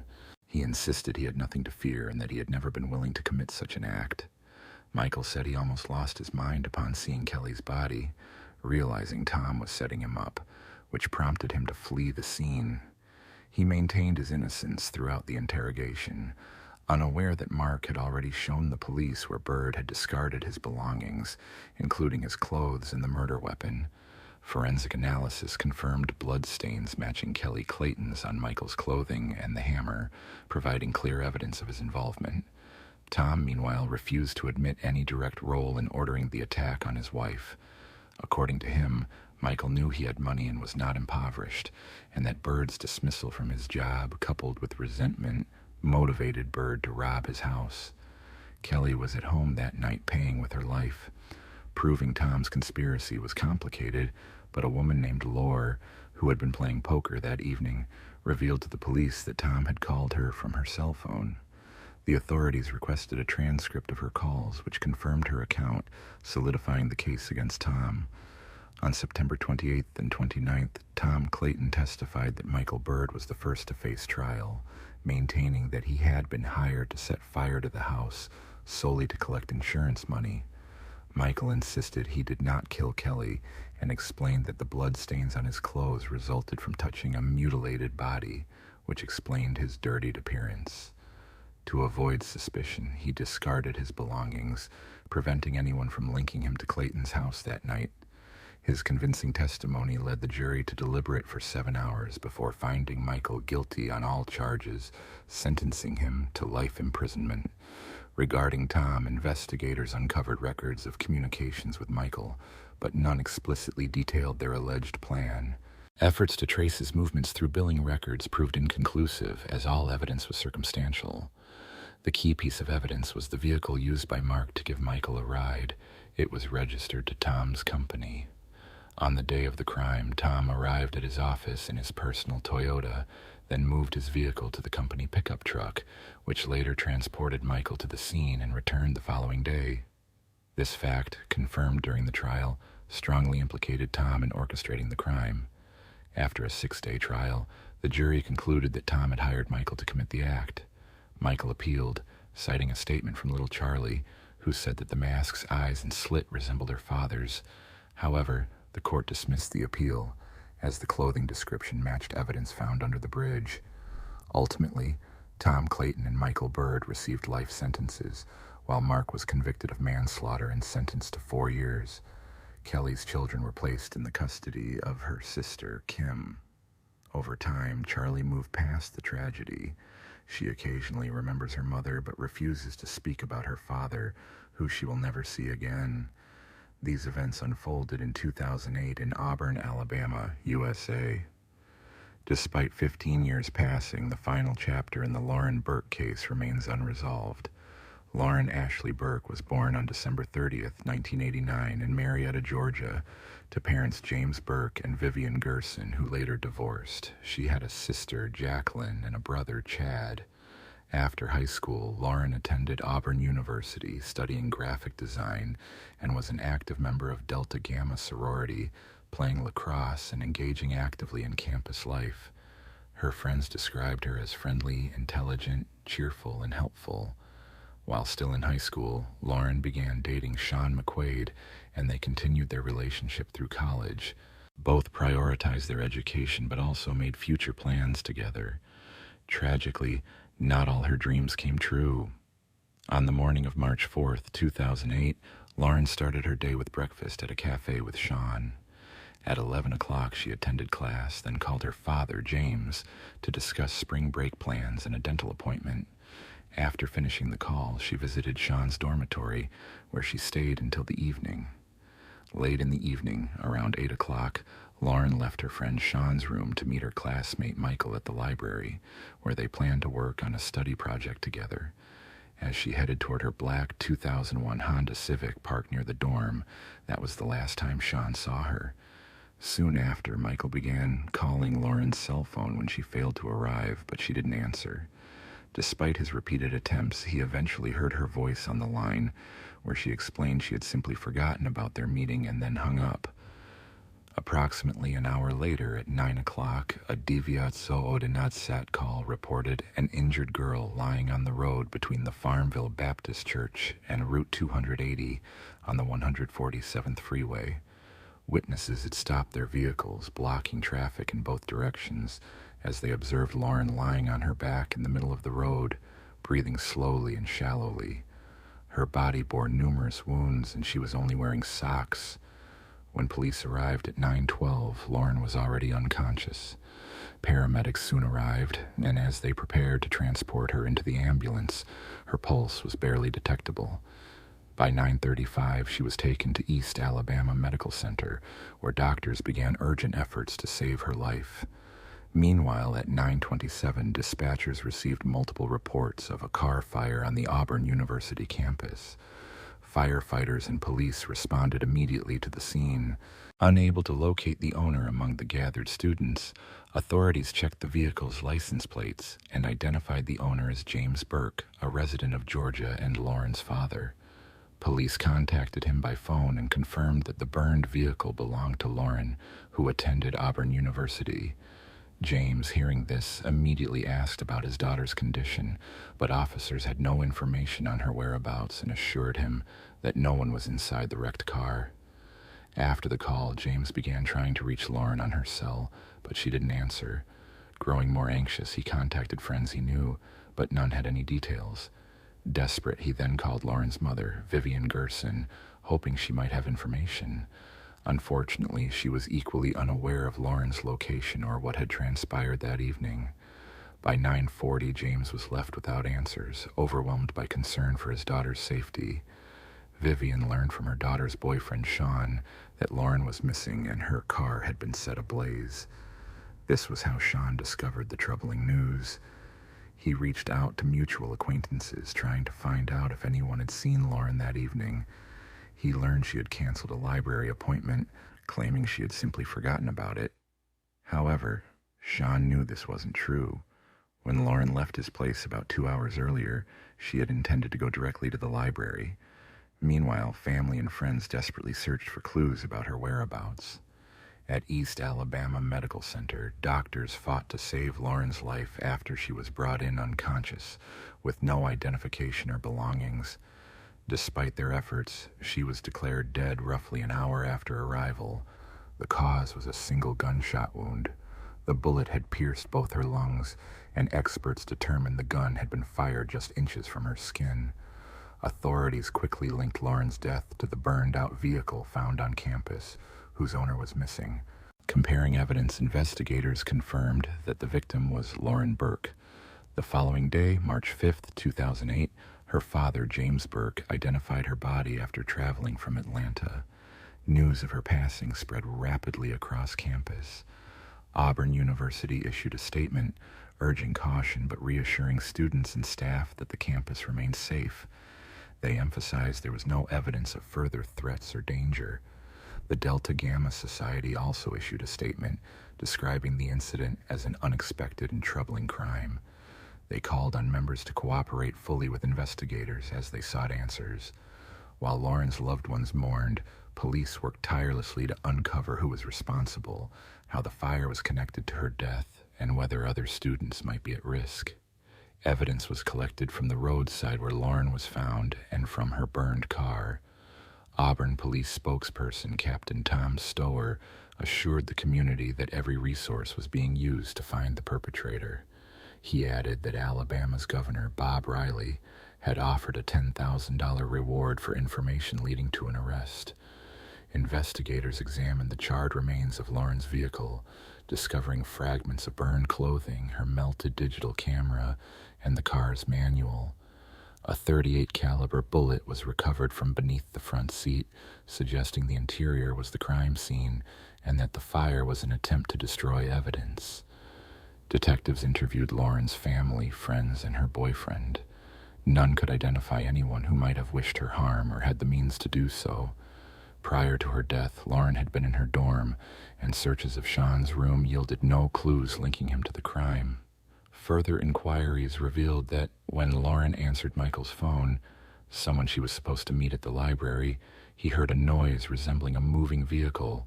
It was also discovered that her bank card had been used multiple times shortly after she was found. It appeared that whoever had her card was involved in her incident, prompting police to begin searching for that individual.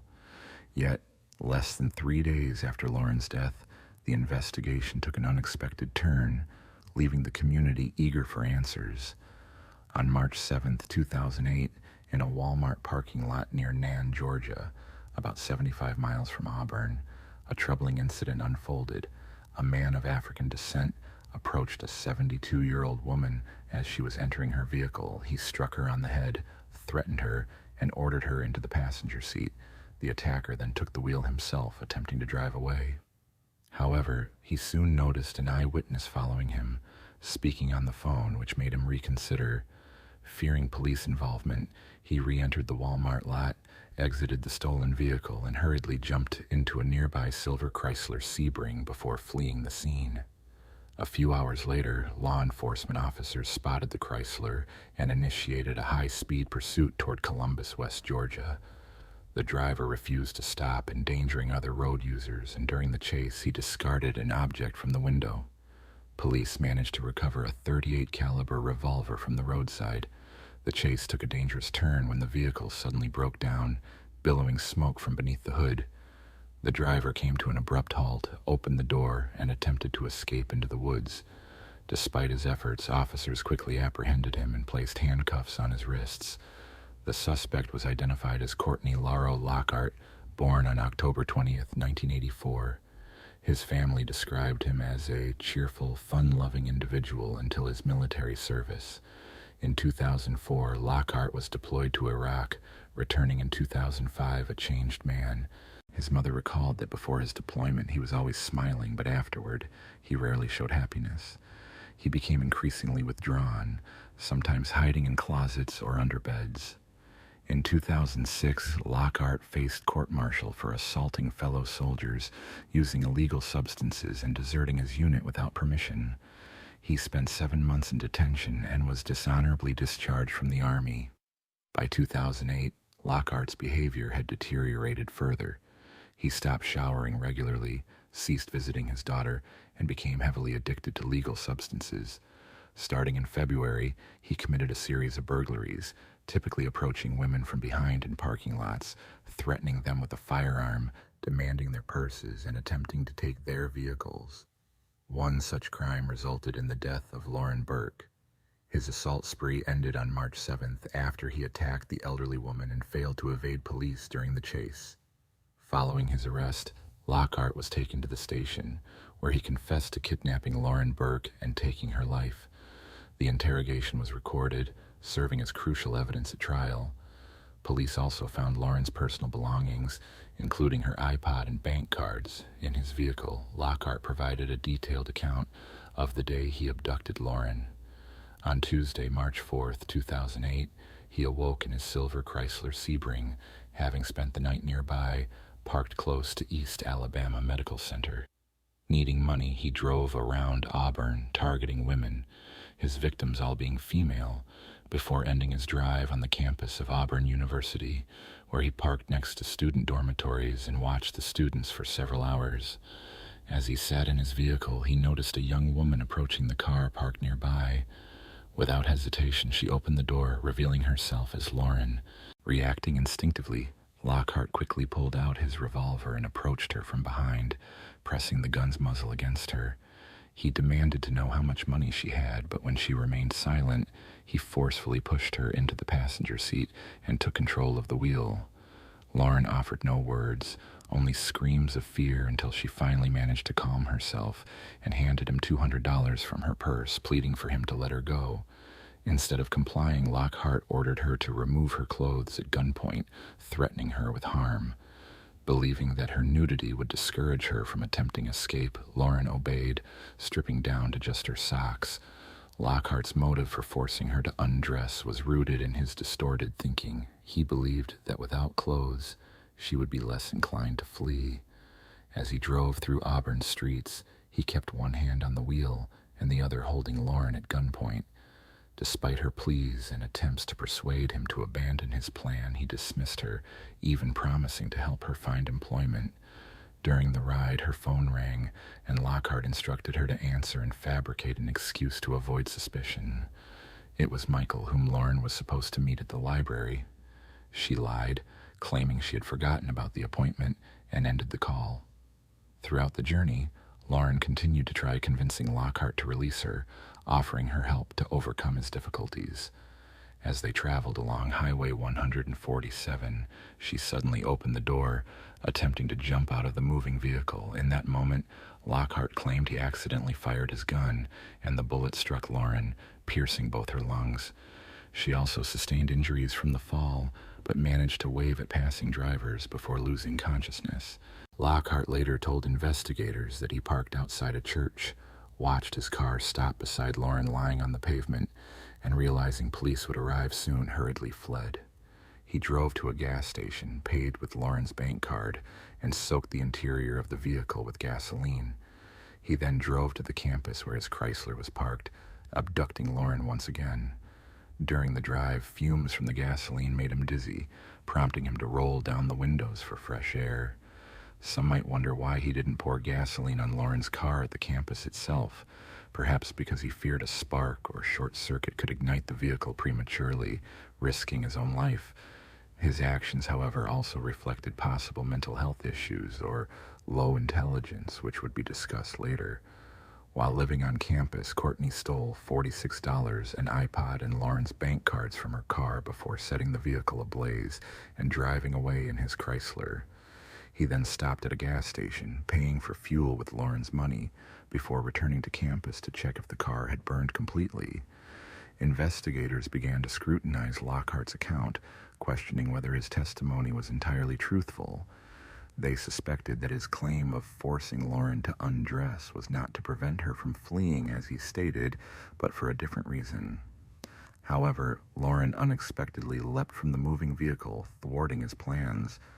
Authorities also doubted that Lockhart's shot at Lauren was accidental. Given his military background and familiarity with firearms, it seemed unlikely that he fired unintentionally. It appeared more plausible that Lauren realized she wouldn't be released and saw her only chance for escape in jumping out of the car. As she made her move, Lockhart fired, and ballistic tests confirmed that the bullet in Lauren's car originated from the weapon he discarded during a police chase. Experts further ruled out the possibility of an accidental discharge, noting that the trigger had to be deliberately pulled with enough force to fire the shot. Lauren's family and friends mourned her loss on March 9th, the same day investigators questioned Lockhart for a second time. The following day, he was formally charged multiple times in connection with Lauren Berg's case. His trial commenced on November 8th, 2010. Lockhart's defense argued that his military service had caused a mental illness, claiming the shooting was unintentional. According to court records, Lockhart pleaded not guilty by reason of mental defect or insanity. A psychologist testified that he had an IQ of 86, below average, and exhibited some symptoms from combat, though he did not have post-traumatic stress disorder. The expert described Lockhart as immature and lacking clear judgment. Although the prosecution sought to introduce evidence of Lockhart's other offenses and dishonorable military conduct, the judge excluded this information. After the guilt phase, the trial moved into sentencing. Lockhart presented witnesses and evidence portraying himself as a war hero disturbed by combat and the death of his commanding officer. The jury delivered a unanimous verdict, finding that the killing occurred during the course of kidnapping, which served as an aggravating factor. They recommended a sentence of life imprisonment without parole. However, the trial judge disagreed with the jury's recommendation and sentenced Lockhart to death. In a detailed 28-page order, the judge explained that the severity of the kidnapping and the vulnerability of the victim, who was alone and unarmed, justified the ultimate penalty. The kidnapping was particularly heinous because it occurred on a college campus, a place where students are meant to feel secure. The victim was forcibly taken into her own vehicle, where Lockhart compelled her to undress and held her at gunpoint to prevent her escape. The court highlighted that the jury was not informed of Lockhart's prior criminal activities or the full scope of his military record. Although testimony about his service was presented, the jury was unaware of the extent of disciplinary issues he had accumulated. The judge noted that if the jury had known these additional facts, their sentencing decision might have been different. More than 15 years have passed since Lauren's tragic death, and Lockhart remains on death row in Alabama, persistently pursuing appeals. After his conviction and sentence, he challenged the verdict in an Alabama court, which upheld the sentence in August of 2013. His request for a new trial was denied by the Alabama Court of Criminal Appeals in April of 2014, and subsequent appeals to the state Supreme Court were also rejected later that year. In January of 2015, Lockhart appealed to the Supreme Court of the United States, but his petition was denied in April. In 2018, he made another effort to contest his sentence, with lawyers from a human rights organization arguing that his defense team in 2010 had mishandled the case. Despite some flaws in his original defense, these claims did not alter the outcome, and the death sentence was reaffirmed. Most recently, in April of 2021, the Alabama Court of Criminal Appeals again upheld Lockhart's sentence. Lauren's parents have vowed never to give up and are determined to prevent his sentence from being overturned. Her father, Jim, expressed strong feelings, stating that Lockhart gave his daughter the ultimate penalty and therefore should face the same. Her mother, Vivian, emphasized that Lockhart was not given a second chance, so he should not receive one either. Today, Lockhart remains on death row in Alabama. Heather Maples, just 22 years old, had recently begun her college journey, settling into her new life with hope and enthusiasm. Her bright smile and lively chatter brought joy to everyone around her, embodying warmth and energy. Everything changed on January 7, 2015, when Heather failed to show up for work. Her body was later found in her apartment, partly unclothed, leaving many questions unanswered. She had no known enemies, and the motive behind her death was unclear. If not for a small detail, Heather's murder might have gone unsolved, and the perpetrator would have evaded justice. On a typical morning in Murfreesboro, Tennessee, on August 7, 2015, Kelsey Price arrived at her workplace at a local real estate agency. As she began her daily routine, her friend and coworker Heather was running late, which was not unusual given Heather's reputation for punctuality. Kelsey tried to reach her by phone to wake her, but received no response. The night before, Heather had planned to visit a bar with friends and had asked Kelsey to check on her if she overslept or didn't answer. Confident that Heather was simply sleeping in, Kelsey decided to visit her apartment in the same complex where they worked. Upon arrival, she found the front door unlocked and entered without difficulty. Inside, Heather was lying face down on her bed, dressed only in a crop top with no underwear. Assuming Heather had enjoyed a lively night out, Kelsey attempted to wake her. When there was no response, she gently tapped Heather's foot. To her horror, Heather's foot was icy cold, and Kelsey immediately realized something was terribly wrong. Frightened, she left the apartment and called emergency services.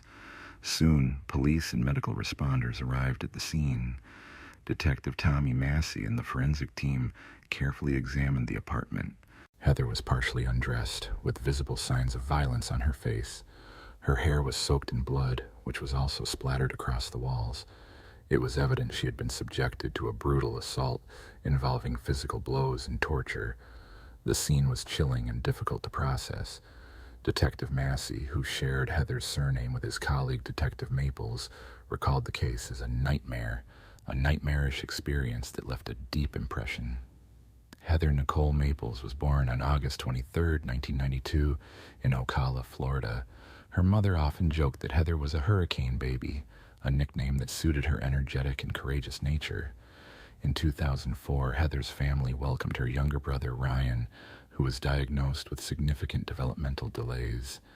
From an early age, Heather dedicated herself to caring for him, spending her free time teaching him to speak, walk, and eat independently. During her 7th grade year, she committed herself entirely to her brother's well-being, showing immense love and devotion until her graduation. At the age of 22, Heather made a bold decision to leave her Texas home and pursue her dream of becoming a psychologist. Her journey began with an invitation from a former classmate, Chaz, to join him in Murfreesboro, Tennessee, where he was studying. Motivated by her aspirations, Heather embarked on a new chapter, eager to build a future in her chosen field. In a quiet college town, Heather found her ideal environment to prepare for her future studies. In January of 2015, she moved to Murfreesboro to attend Chaz, where their relationship quickly blossomed into romance. This new connection marked a significant shift in Heather's life, especially with the unwavering support of her best friend Kelsey. Together, they secured jobs at the office of their residential complex, Maples, balancing work with her college preparations. Her friends and family rallied around her, and everything seemed to be progressing smoothly. However, her relationship with Chaz soon began to deteriorate, culminating in a breakup and his departure at the start of August. Excitedly, Heather called her mother to share the good news. She had been accepted to college. Her mother, filled with pride, celebrated her achievement. Yet, just a week later, Heather failed to arrive at work, raising alarm and concern among those close to her. Investigators quickly realized that, given the circumstances, the case might be linked to Heather's personal life. Most of her friends became suspects, as initial evidence suggested she might have known her attacker and possibly even let them inside her apartment. The crime scene revealed no signs of forced entry, implying Heather likely trusted her assailant. Forensic analysis uncovered crucial evidence: unidentified DNA in a hair not belonging to Heather. These samples were sent for testing to identify the perpetrator. Among the most telling pieces of evidence was a clear, bloody fingerprint found on the right side of Heather's bed. Detective Massey explained that if someone had deliberately dipped their finger in ink to leave a mark, it would have been less precise. This fingerprint was remarkably clear and detailed. It was also sent for analysis. Heather's mobile phone was recovered from the apartment, but its contents remained inaccessible without the password. Kelsey played a vital role here, not only assisting with the phone, but also deciding to inform Heather's mother of her death, believing it was better coming from someone who truly cared for her. Detective Massey aimed to gather as much information as possible about Heather's personal life, especially her relationship with Chaz. Kelsey described their relationship as tense, noting that Chaz had obvious anger issues and was sometimes overly aggressive and cruel toward Heather. As a result, Heather chose to end the relationship herself. The police immediately began investigating Chaz, but an unexpected development shifted the focus. A young man named Michael, determined to access Heather's apartment despite the caution tape, had keys to the residence. According to Michael, Heather had called him the night before her death, inviting him to dinner, which he accepted. Afterward, Michael went home while Heather went to a local bar with friends. Later, Heather reached out to Michael, claiming she was in trouble. An aggressive man named Ottavio was bothering her. Following this incident, Michael offered to drive Heather home. He recalled that it was around 2 o'clock when he last saw her, and the investigation continued to unfold, revealing a complex web of relationships and events leading up to that tragic night. On the morning of August 7th, the last time Heather was seen alive, Michael recalled that her front door was likely unlocked, as he had her keys. She was dressed in a dress without pockets and had forgotten to return them after unlocking the door. During the interrogation, Michael appeared sincere and not at all like someone hiding the truth. Nonetheless, investigators took his fingerprints and DNA samples and also contacted the bar where Heather had been to review surveillance footage, which confirmed Michael's account. Analyses showed that neither his fingerprints nor DNA matched evidence found at the crime scene, clearing him as a suspect. With Michael eliminated, attention shifted to the person who had been with Heather that evening. Kelsey helped investigators unlock Heather's phone, revealing that Heather had messaged a friend named Oravo, inviting him to her apartment just hours before her death. The question arose, Why did Heather call Aravo after Michael had rescued her from him? The answer was straightforward. Heather and Aravo were friends, and their interactions had become more frequent and insistent. At the bar, Heather was caught off guard by his persistence, which she hadn't anticipated. Now, detectives needed to hear Aravo's version of events. A photograph was shown to him, and he confirmed possessing an old amulet which he had kept for some time. He claimed he had been at Heather's place and received the message, but he seemed unaware of her death. This raised suspicion. What if he was somehow involved? Meanwhile, the investigation continued. When asked about Heather's late-night message, Aravo explained that it was sent 2 or 3 years earlier.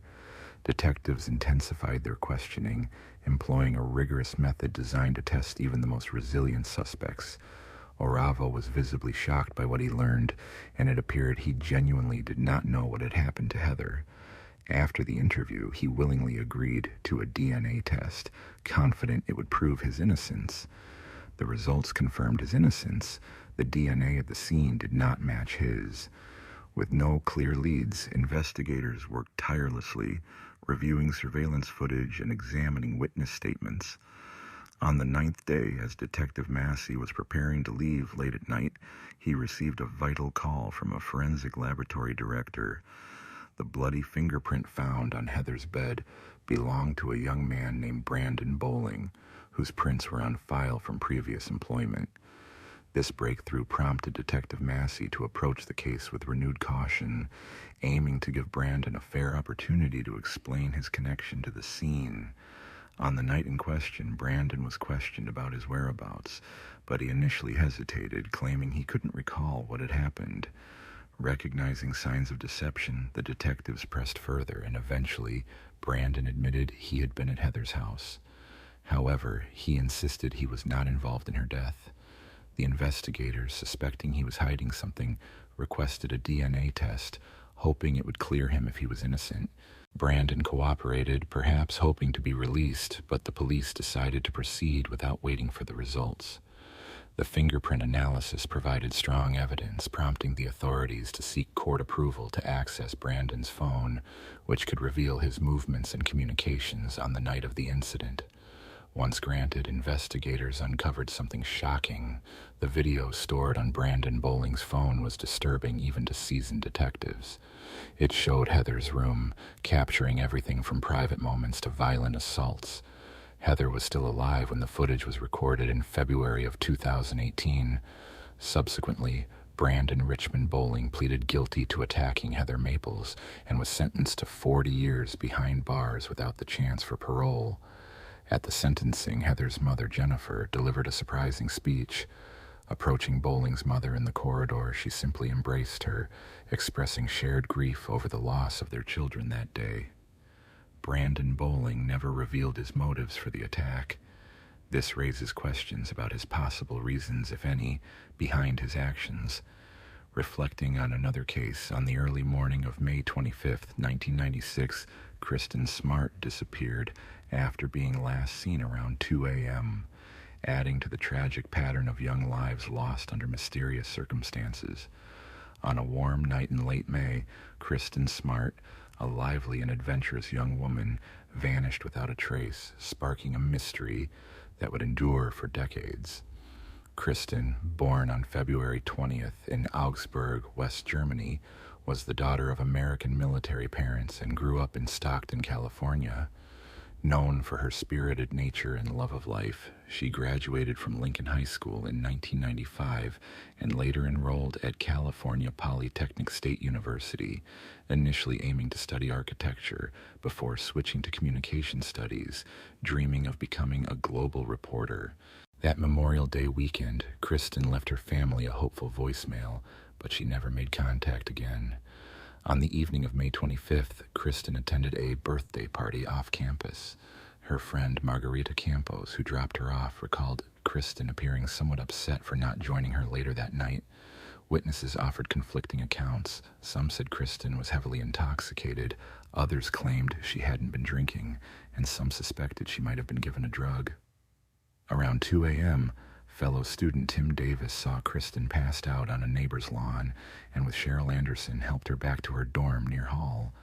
As Kristen's friends assisted her, Paul Flores approached and offered to help carry her home as he was heading back to his own dorm.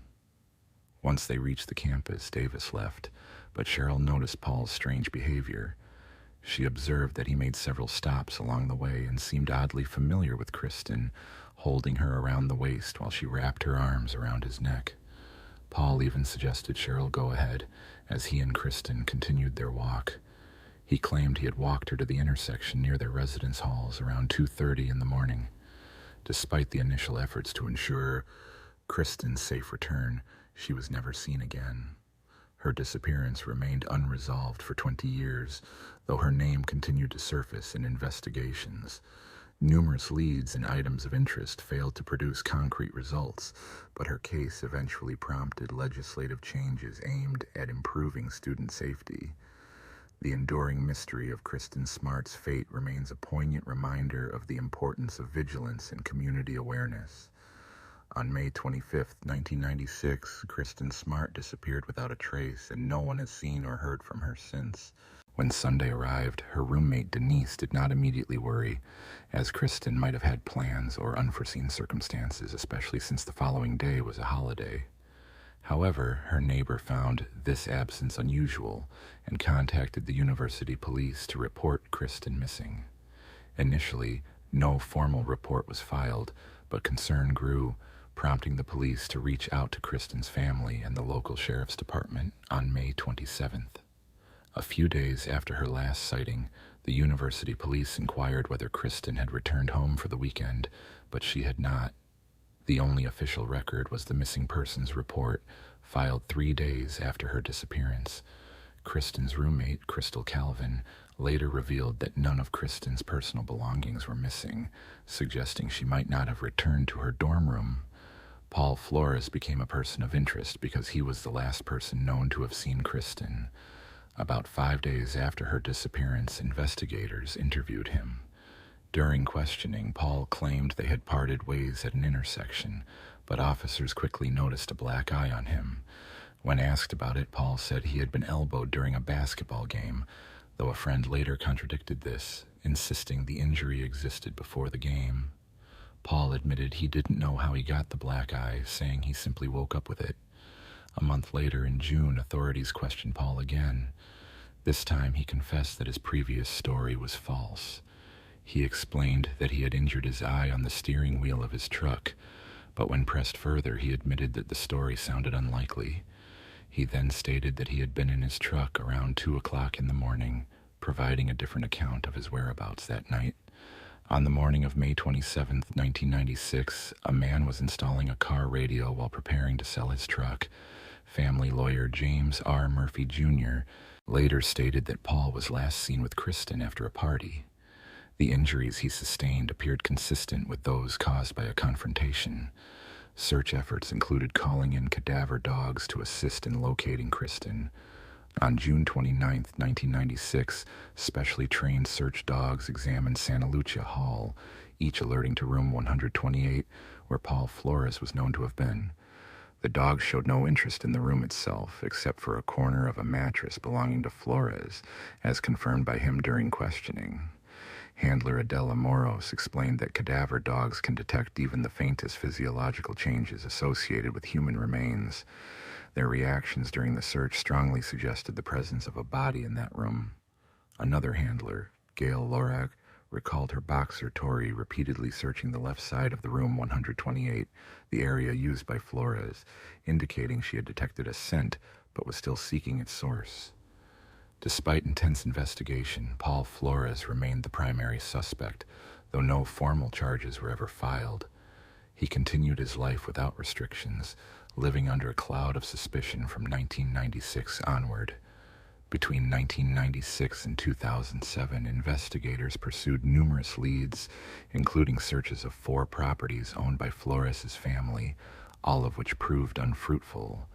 Under legal advice, Paul invoked his right to remain silent, refusing to answer questions during his 1997 deposition.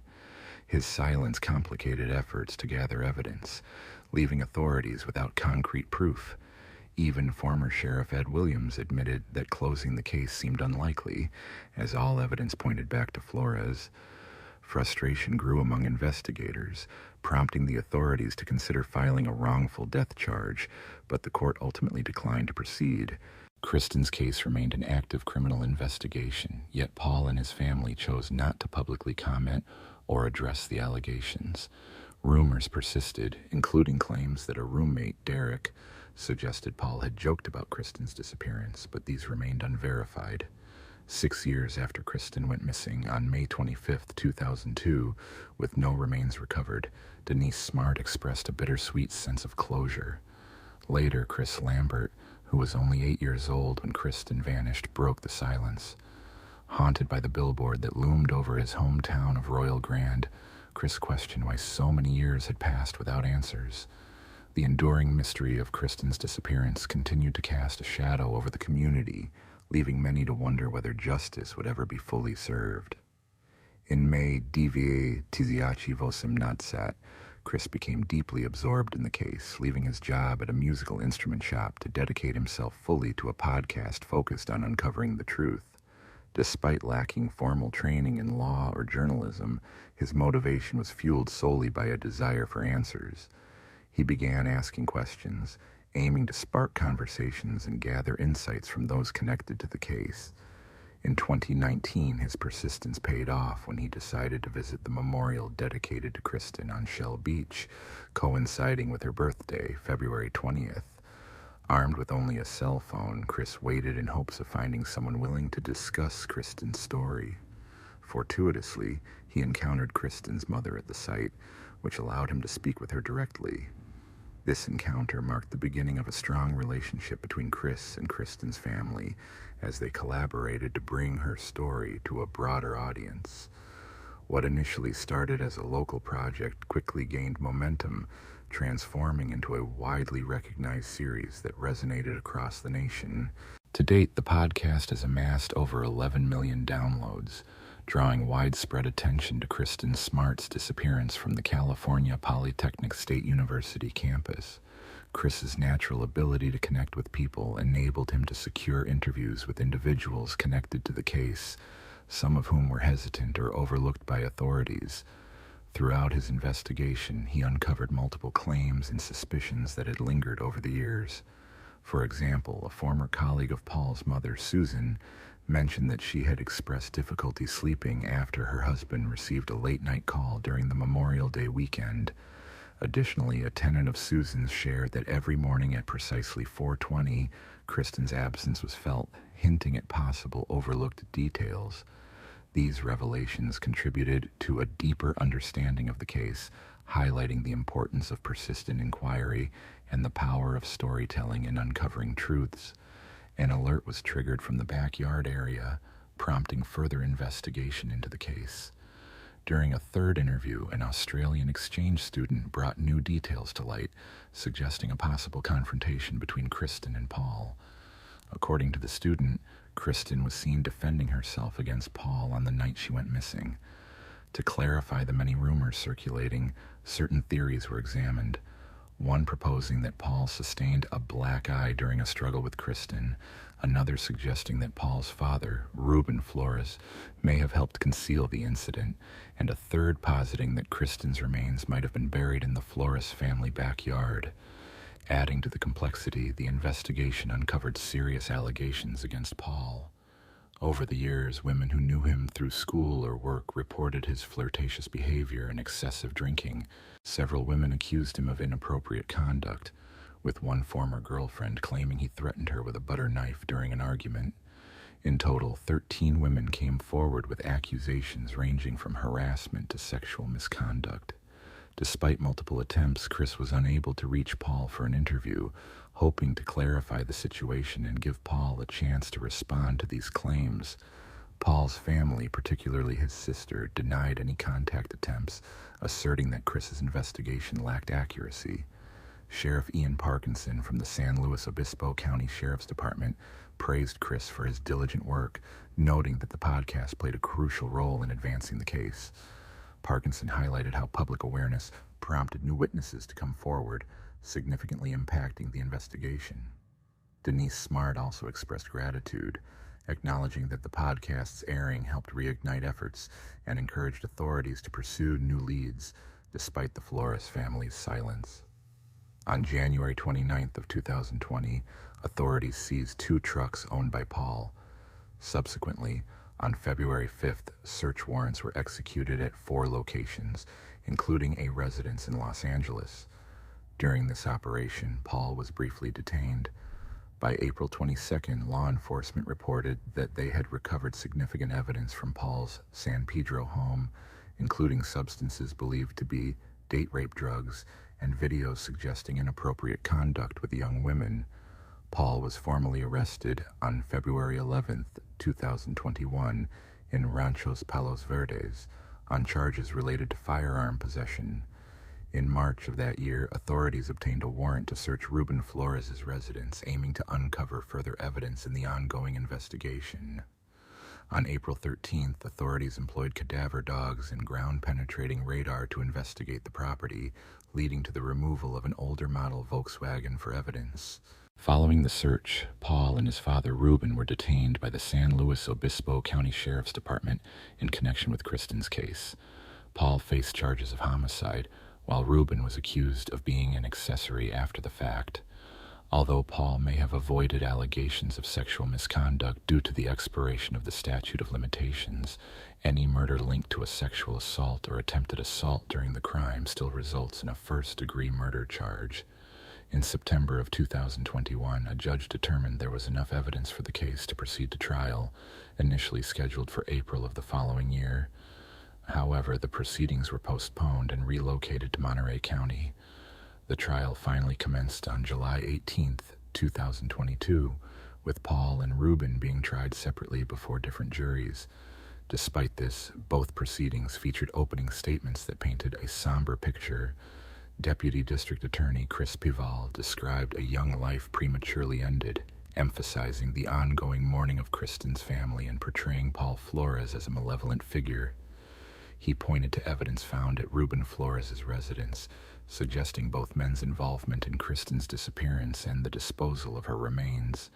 Defense attorney Robert Sanger challenged this, noting the absence of Kristen's remains and any DNA linking Paul or Ruben to her. He emphasized that while it is believed Kristen is no longer alive, there is no concrete evidence of her fate after Paul left her at her dormitory. Since July, the trial has uncovered allegations of predatory conduct and violence against Paul Flores. Several women have testified about their encounters, describing feelings of extreme intoxication and memory loss after meeting him. Both women, identified as Rhonda Doe and Sarah Doe, recounted waking up to inappropriate behavior by Paul, with their accounts deeply affecting the jury. Their emotional testimonies prompted the judge, Jennifer O'Keefe, to call for a recess. Further emotional moments arose during testimony about Ruben Flores' residence, with a juror breaking down amid detailed descriptions from investigators and experts. Judge O'Keefe acknowledged the emotional toll of the trial, noting that such reactions were not unusual given the nature of the evidence. Among the testimonies was that of Jennifer Hudson, who recounted her experience skateboarding at age 17 and her alleged encounter with Paul and his friends. Court documents indicated that Hudson claimed Paul had told her he had buried Kristen beneath his backyard ramp in Wasna. Her statements made during a public appeal for Kristen's whereabouts were challenged by Sanger, Paul's defense attorney, who questioned their relevance. The recreational use of drugs and alcohol cast doubt on her trustworthiness, with some suggesting she was not entirely truthful. According to a transcript of her tweets, Hudson admitted she had not taken steps to alert authorities earlier.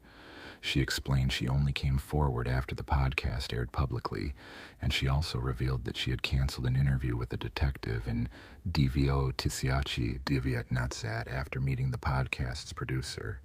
Sanger pressed her on whether she believed Kristen Smart was buried in Susan Flores' backyard, to which she reportedly responded that it seemed the most plausible explanation. When questioned about her connections with motorcycle gang members, her responses drew objections from prosecutors, and the judge sided with the prosecution.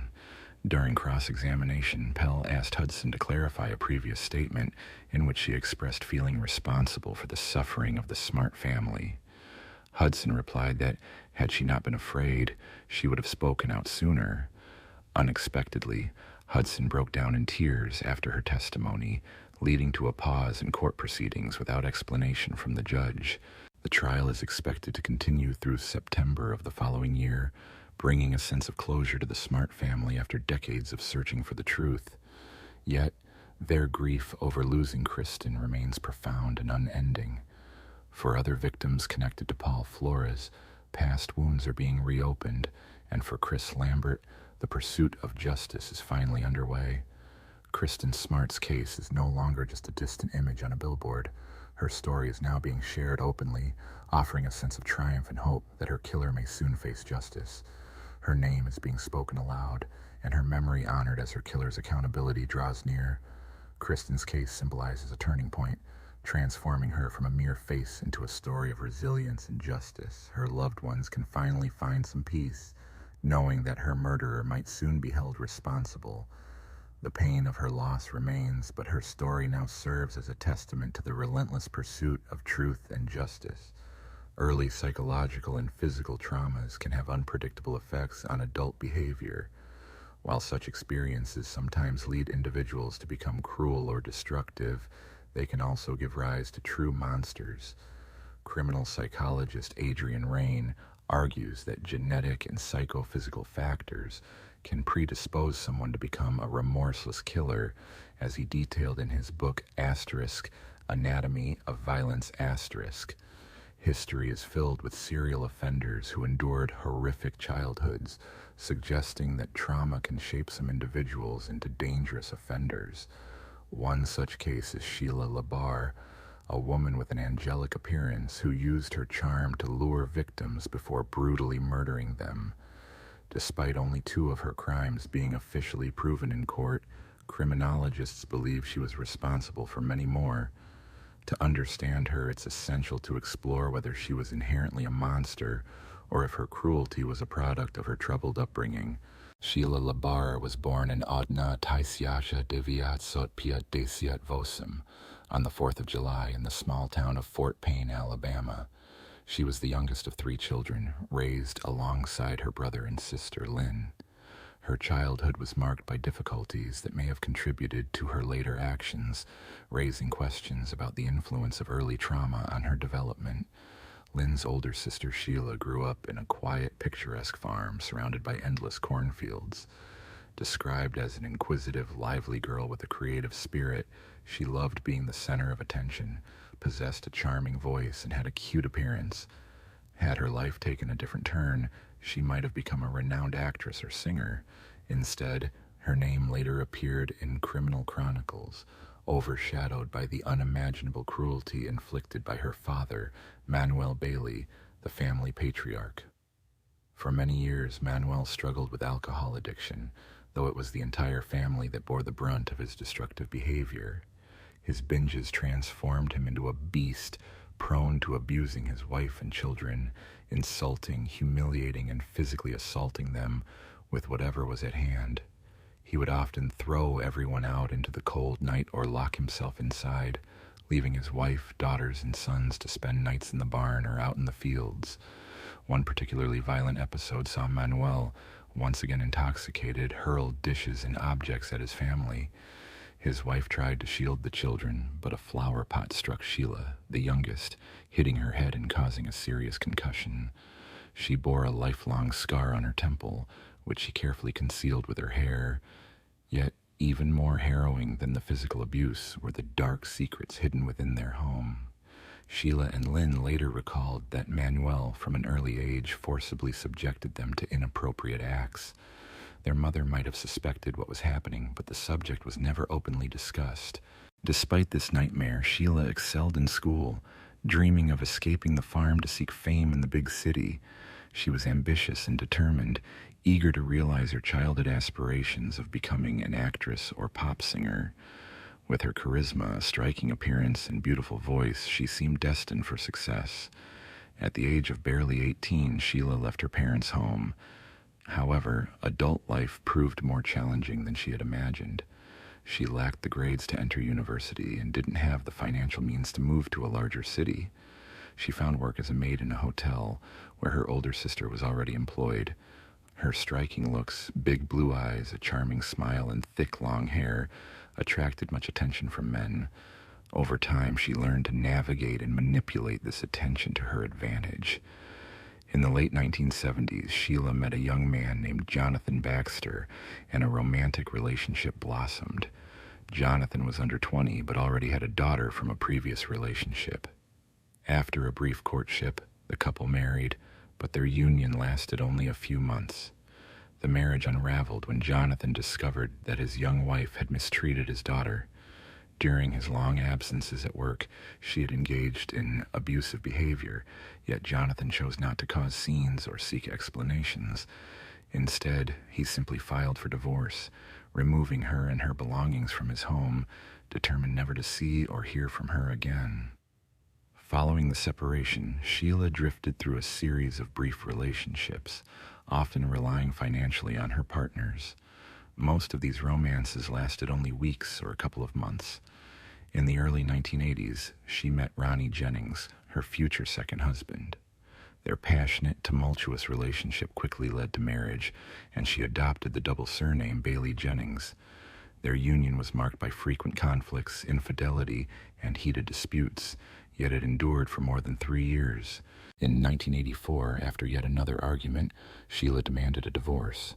Ronnie, however, refused, revealing that his true intention was to provoke her. His actions pushed Sheila into a state of hysteria. She took a large amount of sedatives and drank heavily, then, in a reckless state, got behind the wheel. Under the influence of drugs and alcohol, she lost consciousness, veered off the road, and crashed into a tree at high speed. Miraculously surviving, she sustained severe head injuries, spending over a week in a coma, with doctors offering no clear prognosis. When she finally regained consciousness, Sheila was transferred to a psychiatric hospital, where she remained for several months. During her recovery, she confided to her sister that an orderly had been persistently harassing her, possibly exploiting her vulnerable state while she was heavily sedated. After her release, she returned to her second husband's home, but soon exhibited aggressive and threatening behavior. During a heated confrontation, she attacked Ronnie, stabbing him in the chest with nail scissors. Fearing for his safety, Ronnie filed for divorce and quickly moved out. Once divorced, Sheila began seeking new partners through personal ads in newspapers. She continued to place her own advertisements, but no man stayed with her long. Her tendency to dominate and control her partners, both in intimacy and daily life, drove many away. Her striking photograph in the dating section caught the attention of Wilfred Bill LaBar, a 60-year-old man. Wilfred had been married twice before and had adult children and grandchildren. Widowed several years earlier, he lived alone on a large country ranch. A successful businessman, he owned a chiropractic clinic in Epping, New Hampshire, and managed his estate in solitude. In the summer of 1987, a lonely man, craving companionship and strength, found exactly what he sought in Sheila. Drawn by her allure and the promise of wealth, she saw their union as an ideal opportunity. To deepen his infatuation, she began sending him handwritten letters, often accompanied by revealing photographs which quickly ensnared him. Her persistence paid off when Bill, the man, invited her to visit his ranch, and their romance blossomed swiftly. He was generous, showering her with expensive gifts, and by that summer she moved in with him. This relationship, while flattering for Bill, who now appeared publicly with a striking young woman half his age, did not lead to marriage. Sheila, however, grew impatient and, without waiting for a proposal, changed her name to Sheila LaBar. Bill was taken aback by her bold move, but he did not oppose it. Over time, Sheila began to dominate their shared life, meddling in his business affairs, managing his finances, and controlling his property. As Bill aged, his physical vitality waned, making it difficult to meet Sheila's youthful needs. According to Sheila herself, she allowed him to meet other men, often bringing them into their home. One of her regular lovers in the mid-1990s was Wayne Enos, a younger man from Jamaica. Initially hired as a ranch worker, Wayne soon moved into Bill's house with his consent, likely under Sheila's influence. By 1995, Sheila and Wayne formalized their relationship, and Bill, now somewhat resigned, continued their complex dynamic. Sheila kept in touch with her online partner, sharing ultrasound images and updates about her pregnancy, which she claimed was imminent. Bill, desperate to believe, clung to hope, convinced he would see her pregnant even if she was not. On November 5th, 1999, Jerry Cassidy received an email, purportedly from Bruce Miller, claiming he knew everything and would prevent the birth of certain children. Alarmed, Jerry tried to reach Sheila, who later texted him that she needed a few days away. The following day, he learned from Bruce that he had forced Sheila to terminate her pregnancy, attaching photos of a battered Sheila. She later recounted standing before a mirror, trying to mark bruises on her stomach. Jerry reached his breaking point after discovering that Bruce Miller had been responsible for the deaths of his 2 twins and the abuse of the woman he loved. Overcome with grief and rage, he blamed Bruce for the loss of his children and the suffering of Sheila. The next day, November 8th, Jerry told Sheila he could no longer endure the situation and threatened to take action against her husband. Together, they began devising plans to confront him, plotting routes and strategies to end his influence. On the same evening, Jerry made the lengthy journey from his home to Michigan, carefully choosing the optimal time and place for his visit. Meanwhile, Bruce was preparing to leave work when he received a call from Cher, who, following their plan, asked him to pick up a pizza on his way home. Distracted by their conversation, Bruce failed to notice a man approaching from behind, who suddenly pointed a 20-gauge shotgun at him and pulled the trigger. After committing the crime, the assailant vanished, leaving Bruce fatally wounded. That night, Jerry returned home, and Cher initiated the next phase of their scheme by calling Bruce's brother, Chuck. She expressed her concern over her husband's prolonged absence and asked him to check on things at the junkyard. When Chuck arrived, he discovered Bruce lying on the floor in a pool of blood, having been shot in the chest at close range with a shotgun. Eyewitnesses confirmed the details of the attack, but no trace of the perpetrator remained at the scene. Upon learning of Bruce's death, Cher was overwhelmed with grief, screaming and crying as the crime scene was quickly examined. Investigators initially suspected a robbery, especially since Bruce's wallet was missing and he was known to carry substantial cash. However, no concrete evidence pointed to a specific suspect. One person of interest was John Hutchinson, a friend and employee of Bruce, who had recently borrowed $2,000 from him. Police questioned Hutchinson, searched his residence, and confiscated his weapons. Despite his firm denials and failing a polygraph test, Hutchinson was released when the investigation yielded no definitive proof. A theory involving falsified vehicle identification numbers was considered, but none of these leads produced results, and the case was eventually closed. Meanwhile, Bruce's sister, Judy Miller, observed that Cher's behavior seemed inconsistent with genuine grief. Just 2 days after her husband's death, Cher was seen dancing happily in a bar in Otisville, Michigan. Within 2 weeks, she had a new boyfriend, Jeff Foster, a local delivery driver. It appeared as though Cher had moved on quickly, as if she had completed a level in a game, leaving her past behind. Jerry believed that, after the murder, he would finally be with the woman he loved, especially since he had committed the act for her. Yet, Cher's attitude changed. She began distancing herself from him. A month later, she moved her new partner, Jeff Foster, into the house she had shared with her husband, severing all ties with Jerry and leaving him devastated. At this point, Cassidy likely realized he had unintentionally caused the death of an innocent man. In her new life, Cher chose a profession suited to her voice. She became an operator of adult phone services. Her enchanting voice attracted many men, some of whom offered to meet her in person. Among these was Kenny County, a young man of about 24, who was attractive, friendly, and outgoing. However, Kenny's low IQ limited his understanding, making him more vulnerable to manipulation and deception. Kenny was exceptionally trusting, making him an ideal target for someone like LeBar. He shared a close bond with his mother, relying heavily on her for support. However, Sheila, through cunning manipulation, gradually severed this connection, convincingly luring Kenny into her world. She enticed him with promises of unforgettable nights filled with love, convincing him that their relationship would be constant and perfect. Believing he had found his ideal partner, Kenny shared his happiness with relatives and soon moved into Sheila's home. Yet Sheila's true nature soon revealed itself. Instead of affection, she transformed their intimacy into a nightmare, turning each encounter into a brutal ordeal. Kenny's body bore the marks of violence, bruises, cuts, abrasions, and burns, yet he was unable to escape her control. Sheila kept him isolated, forbidding him from seeing or communicating with loved ones, leaving his family to only wonder about his fate. Concern grew when neighbors, noticing Kenny's increasingly frail and battered appearance, became alarmed.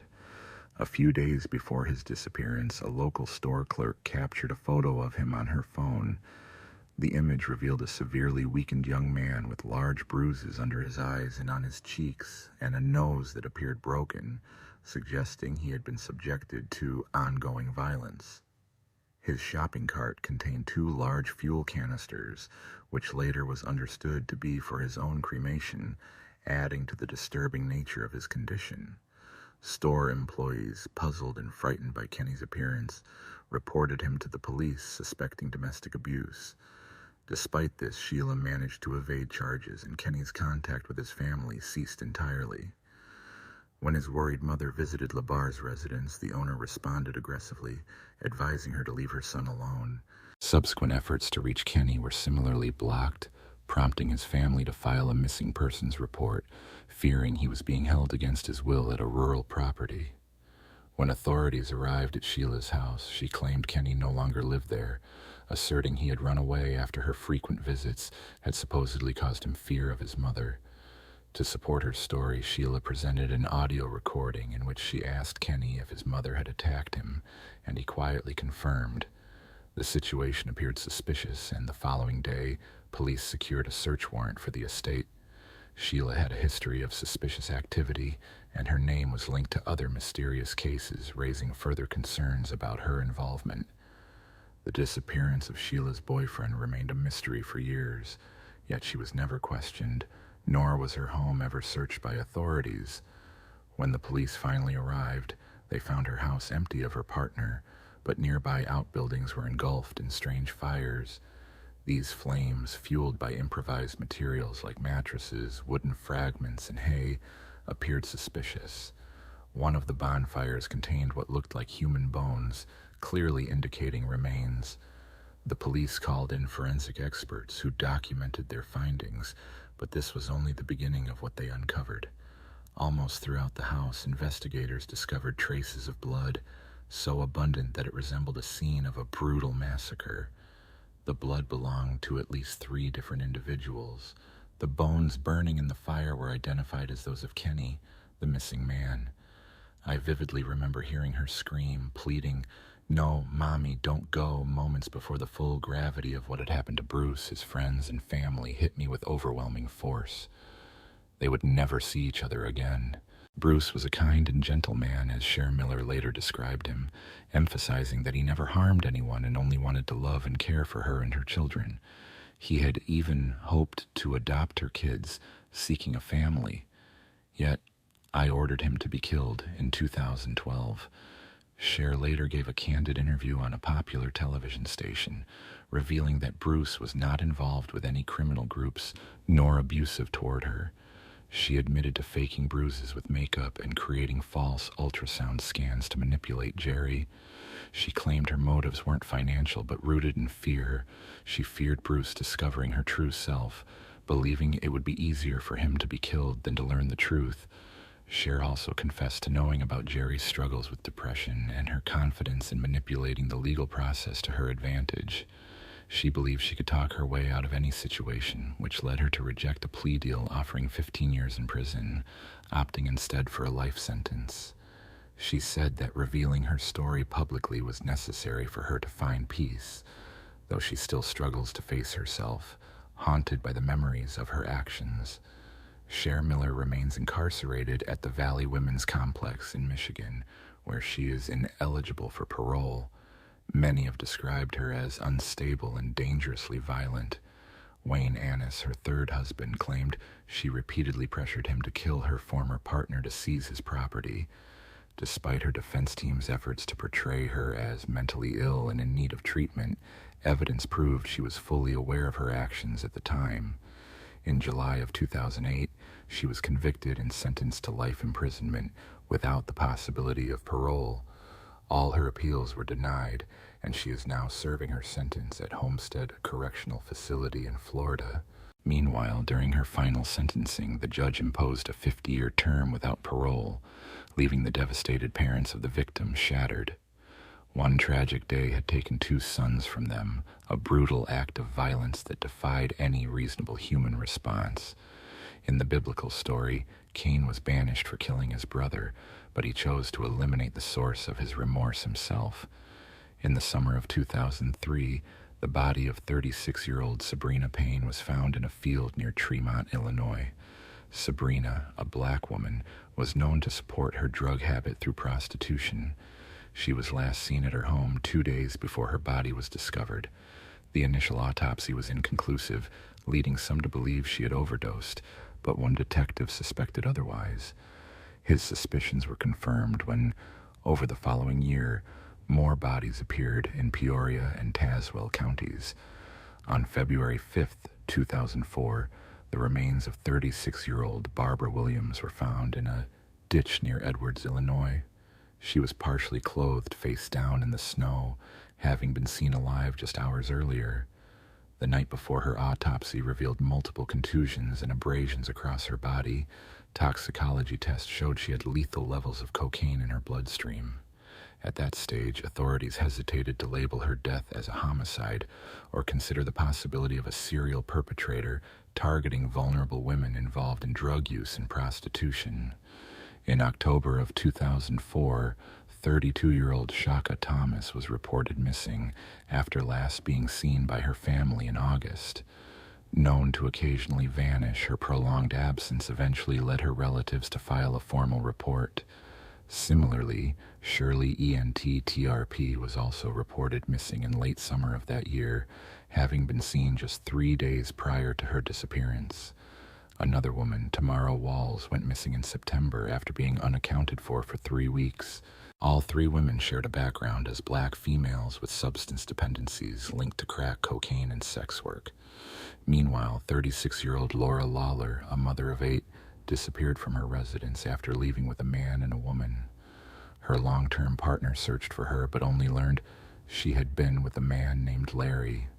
He described Laura as a loving and beautiful soul, noting that she and he had struggled with addiction, particularly with crack cocaine, before her disappearance on September 25th of 2004. On King Road in Tazewell County, Linda Neal was found nude along the roadside. Like the others, she was part of the local drug scene in Peoria. By this point, law enforcement suspected a serial killer was targeting black women in the area. A special task force was established, with one detective remarking that the investigation would have advanced more quickly if the victims had been white women. Despite their efforts, authorities kept a vigilant watch on at-risk women within the community. On October 15th of 2004, Brenda Irving's body was discovered in a ditch near Farmington. She was found unclothed, and an autopsy confirmed she had been strangled and had suffered blunt force trauma to her head. Her blood contained fatal levels of cocaine, and her children had expressed concern for her safety, as she was familiar with many women who had been killed or vanished. Brenda struggled with drug addiction, complicating the case despite extensive investigative efforts. Law enforcement followed thousands of leads but remained stalled until December of 2004, when 35-year-old Vicky Bauer was arrested for theft from jail. She claimed she might help identify the serial killer preying on sex workers, believing that a man who had picked her up in July of that year was responsible. Bauer recounted that in July, a man named Larry brought her to his mother's house, where they consumed alcohol and drugs. She alleged that after becoming intoxicated, Larry assaulted her, attempted to rape her, and threatened her with a knife. Fortunately, she managed to escape, but the investigation into these events was still ongoing. In July of 2004, Vicky Bomer chose not to report her concerns earlier, citing fear of arrest due to outstanding warrants. Her hesitation raised questions, especially since her criminal record confirmed those warrants.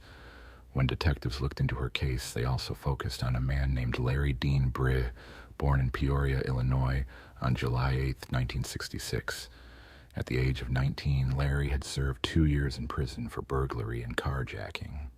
His family observed that his time behind bars had a negative impact, fueling his anger, increasing his violence, and leading him to substance abuse. Larry's struggles began with an injury that triggered an addiction to prescription opioids, which later evolved into a dependency on crack cocaine. He also developed a troubling fixation on pornography, particularly videos featuring black women. Residing in a small guest house behind his mother's home, Larry found solace in gardening, cultivating a beautiful flower bed as a gift for his mother.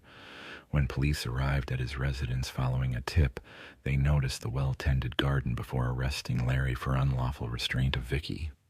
During interrogation, Larry denied any knowledge of the missing women and murders. He smoked multiple cigarettes, and investigators planned to test one for DNA, but Larry consumed them all before leaving. On January 20th of 2005, police searched Larry's home and uncovered small bone fragments and ashes, later confirmed to be human remains buried in his garden. Confronted with this evidence, Larry broke down and confessed to multiple killings, even leading authorities to some of the victims' remains. Larry recounted that on July 27, 2003, he picked up Sabrina Payne on Peoria's south side. They went to his home where they drank, used cocaine, and engaged in consensual sex. Larry claimed he initially intended no harm, but became enraged when he suspected Sabrina was trying to steal from him. In a fit of rage, he strangled her and disposed of her body near a nearby cornfield. He also admitted to killing Barbara Williams in February of the following year. Like Sabrina, their encounter involved drugs and alcohol, and Larry lost control after accusing her of theft. He then dumped her body along a road where it was later discovered. The prosecution believed that after these two murders, Larry's violence intensified, describing him as having developed a bloodlust. At his arrest, he stated, "I knew them. I would tell the others. I would go out hunting." Larry further confessed to the murder of Laurel Flo, whom he burned in his backyard before burying her remains in his mother's yard, aiming to destroy the evidence. His detailed confessions revealed a pattern of escalating violence and a disturbing compulsion to kill. To avoid detection, he confessed to burning her remains after her body was nearly discovered in the backyard. He admitted to strangling, beating, and setting Shirley on fire, then hiding her ashes. Similarly, Shanda Thomas met the same fate after being picked up by Larry Bray. He burned her body and buried the ashes in his yard. Due to his pattern of targeting victims, he earned the nickname the Bone Crusher. Larry claimed he also tried to set Linda Neal and Brayna Irving ablaze, but weather conditions thwarted his plans. Instead, he dumped both women along the roadside. Following his arrest in January of 2005, Larry Breck faced the possibility of the death penalty. To shield his mother from the shame of a trial, he pleaded guilty to 7 counts of first-degree murder and 1 of drug-induced homicide. On May 30th of 2006, he was sentenced to 7 life terms without parole to run concurrently, plus an additional 30 years for the homicide. As part of the plea agreement, Larry must serve his entire sentence with no chance for release.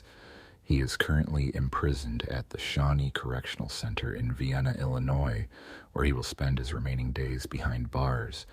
Yet this offers little solace to the families of his victims, who emphasize that these women were more than just drug users or sex workers. They were mothers, daughters, sisters, and friends. In a different case, Dr. Glennon Engelman, a dentist from St. Louis, was born on February 6, 1927. Growing up on the city's south side, he developed strong ties to his neighborhood. After serving in the military, he used his GI Bill to attend Washington University, where he trained as a dentist. He opened his practice on the south side, serving the community he loved. Known simply as Glenn, he married Ruth in 1956. By 1958, both Glenn and Ruth had remarried. At that time, he was running his dental office and appeared to be a respected member of the local community. On December 17, 1958, residents in Forest Park noticed a man covered in blood stumbling nearby. The man, James Stanley Bullock, soon succumbed to his injuries, which had been inflicted by a gunshot wound. The motive behind shooting the 28-year-old James remained unclear. Born on April 17, 1931, in Doto, he was raised in Shiloh, Illinois, by his grandparents after losing his parents. An article from 1938 noted that, at age 7, he was living with his grandparents and enjoyed school and fishing. James later served in the military before returning to St. Louis to work and pursue higher education. During this period, he met Edna Ruth, the ex-wife of Dr. Engelman. Len Engelman's marriage to Edna Ruth lasted only 6 months before tragedy struck. Within that brief period, James, her husband, was found dead under suspicious circumstances. An employee at a nearby sanitarium initially claimed James had requested admission 4 days prior, fearing for his safety. However, his wife and aunt insisted this was false, recounting that they had dined together that very night and that James had no apparent fears or enemies. Despite this, Edna Ruth gained significantly from her husband's death, including life insurance policies totaling nearly $65,000, and she had previously concealed her marital history on official documents.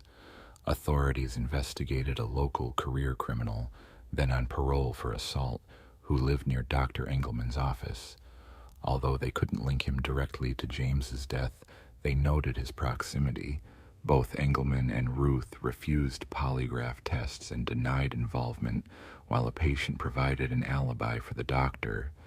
Another witness claimed the office was empty at the time of the murder. Ruth, meanwhile, invested part of her inheritance with Engelman, a dentist, exploring various business ventures. Engelman's social circle expanded through a friendship with Eric Fry, a fellow businessman. On September 26, 1963, Engelman and Fry were at a quarry using dynamite to demolish abandoned systems. An explosion occurred prematurely, killing Fry instantly as he lay near one of the structures. The coroner ruled the death accidental. Fry's wife had insured her husband and invested part of the payout into Engelman's practice. In the late 60s, Engelman divorced Ida and married Ruth's replacement, a young woman named Carmen Miranda.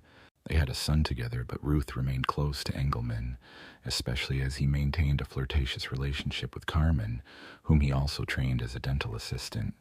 Ruth was uneasy about her husband's interactions with Carmen, yet Engelman justified his actions as community service. He also employed Carmen's brother, Nick. Later, Carmen met a married man, Peter Holm, and the couple explored a rural area in Pacific Missouri, known for caves and scenic paths.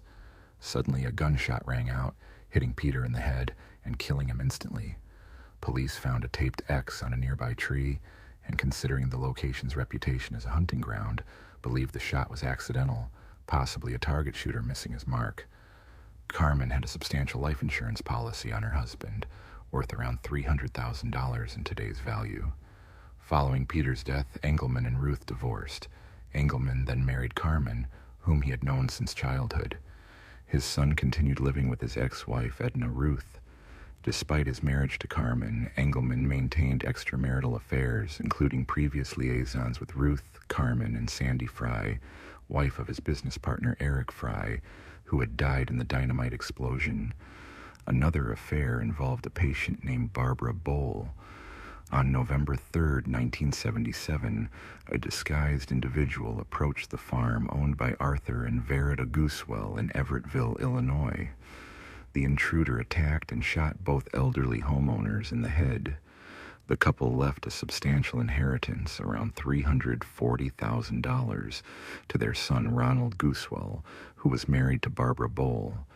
Less than 2 years later, in April of 1979, Ronald was found dead inside his car outside a hotel in East St. Louis, beaten and shot. He had been missing for 4 days before his body was discovered.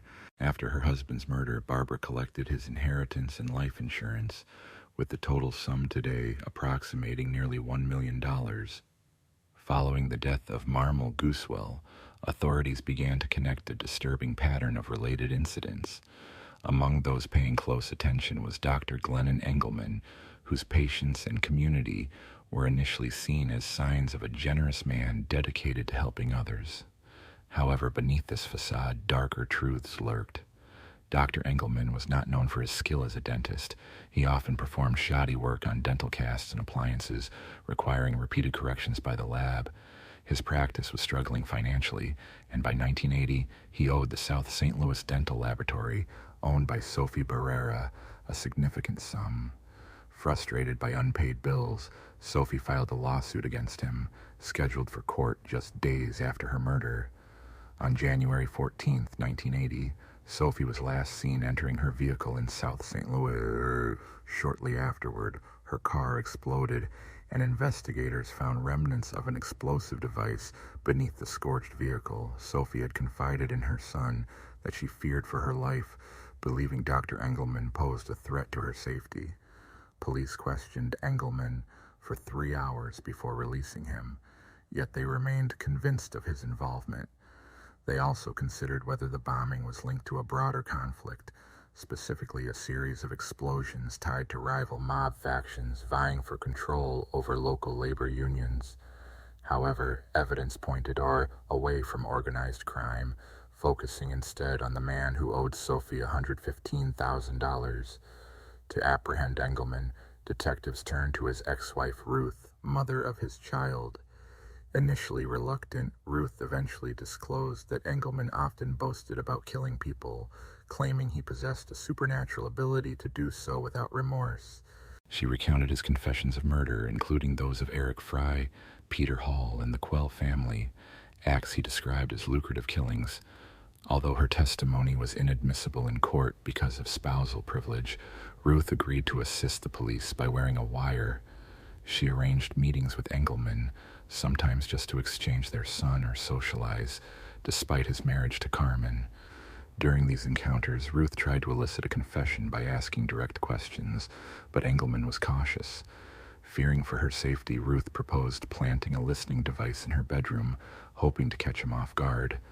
Eventually, Ruth met Engelman at a diner while wired. During this conversation, he made a chilling remark about being homicidally involved with the widow of one of his victims. He then detailed his crimes in explicit terms, providing police with the evidence they needed to make an arrest. Dr. Engelman's crimes were driven largely by greed and a disturbing lack of remorse, setting him apart from typical serial offenders. Over the years, he was linked to the deaths of at least 12 individuals, though the true number may have been higher. His actions often involved elaborate schemes, including murder conspiracies and manipulations aimed at financial gain. In one notable case, Carmen, a former employee, testified that she was working for Engelman when he suggested she find someone with good benefits to marry. He introduced her to Eric Fry, and shortly after her marriage, Engelman allegedly directed Sandy Fry to marry, with the sinister intent of profiting from insurance proceeds. Carmen claimed that Engelman orchestrated her husband's death, ensuring it appeared as a simple shooting accident. Engelman's arrest came in the early 1980s, culminating in a conviction for the murder of Peter H., for which he received a 50-year sentence. Later, he pled guilty to the murder of Sophie Barrera to avoid the death penalty, serving a lengthy term in Missouri. By 1985, he faced further charges in Illinois, where Robert Handy, an acquaintance, admitted to participating in a conspiracy that resulted in the deaths of the Guswell family members. Handy implicated Engelman, who was convicted of bludgeoning Harold Guswell and shooting him, as well as killing Ronald's widow, Barbara Bowl. Engelman received 3 life sentences for the Guswell murders and an additional 30 years for federal mail fraud. Authorities believe he was responsible for at least 12 deaths, including a conspiracy with his first wife to kill her husband, James Bullock, in 1958. Although Edna Ruth was never formally charged due to insufficient evidence, Barbara Bowl was tried and convicted of conspiracy to murder her in-laws and her husband. She was sentenced to 50 years, but was granted parole in 2009. Throughout his life, Engelman relished his notoriety, often comparing himself to the legendary outlaw Jesse James. His lack of empathy and greed-driven motives distinguished him from other serial offenders. He passed away from health complications related to diabetes in 1999 at the age of 72, while still incarcerated at Jefferson City.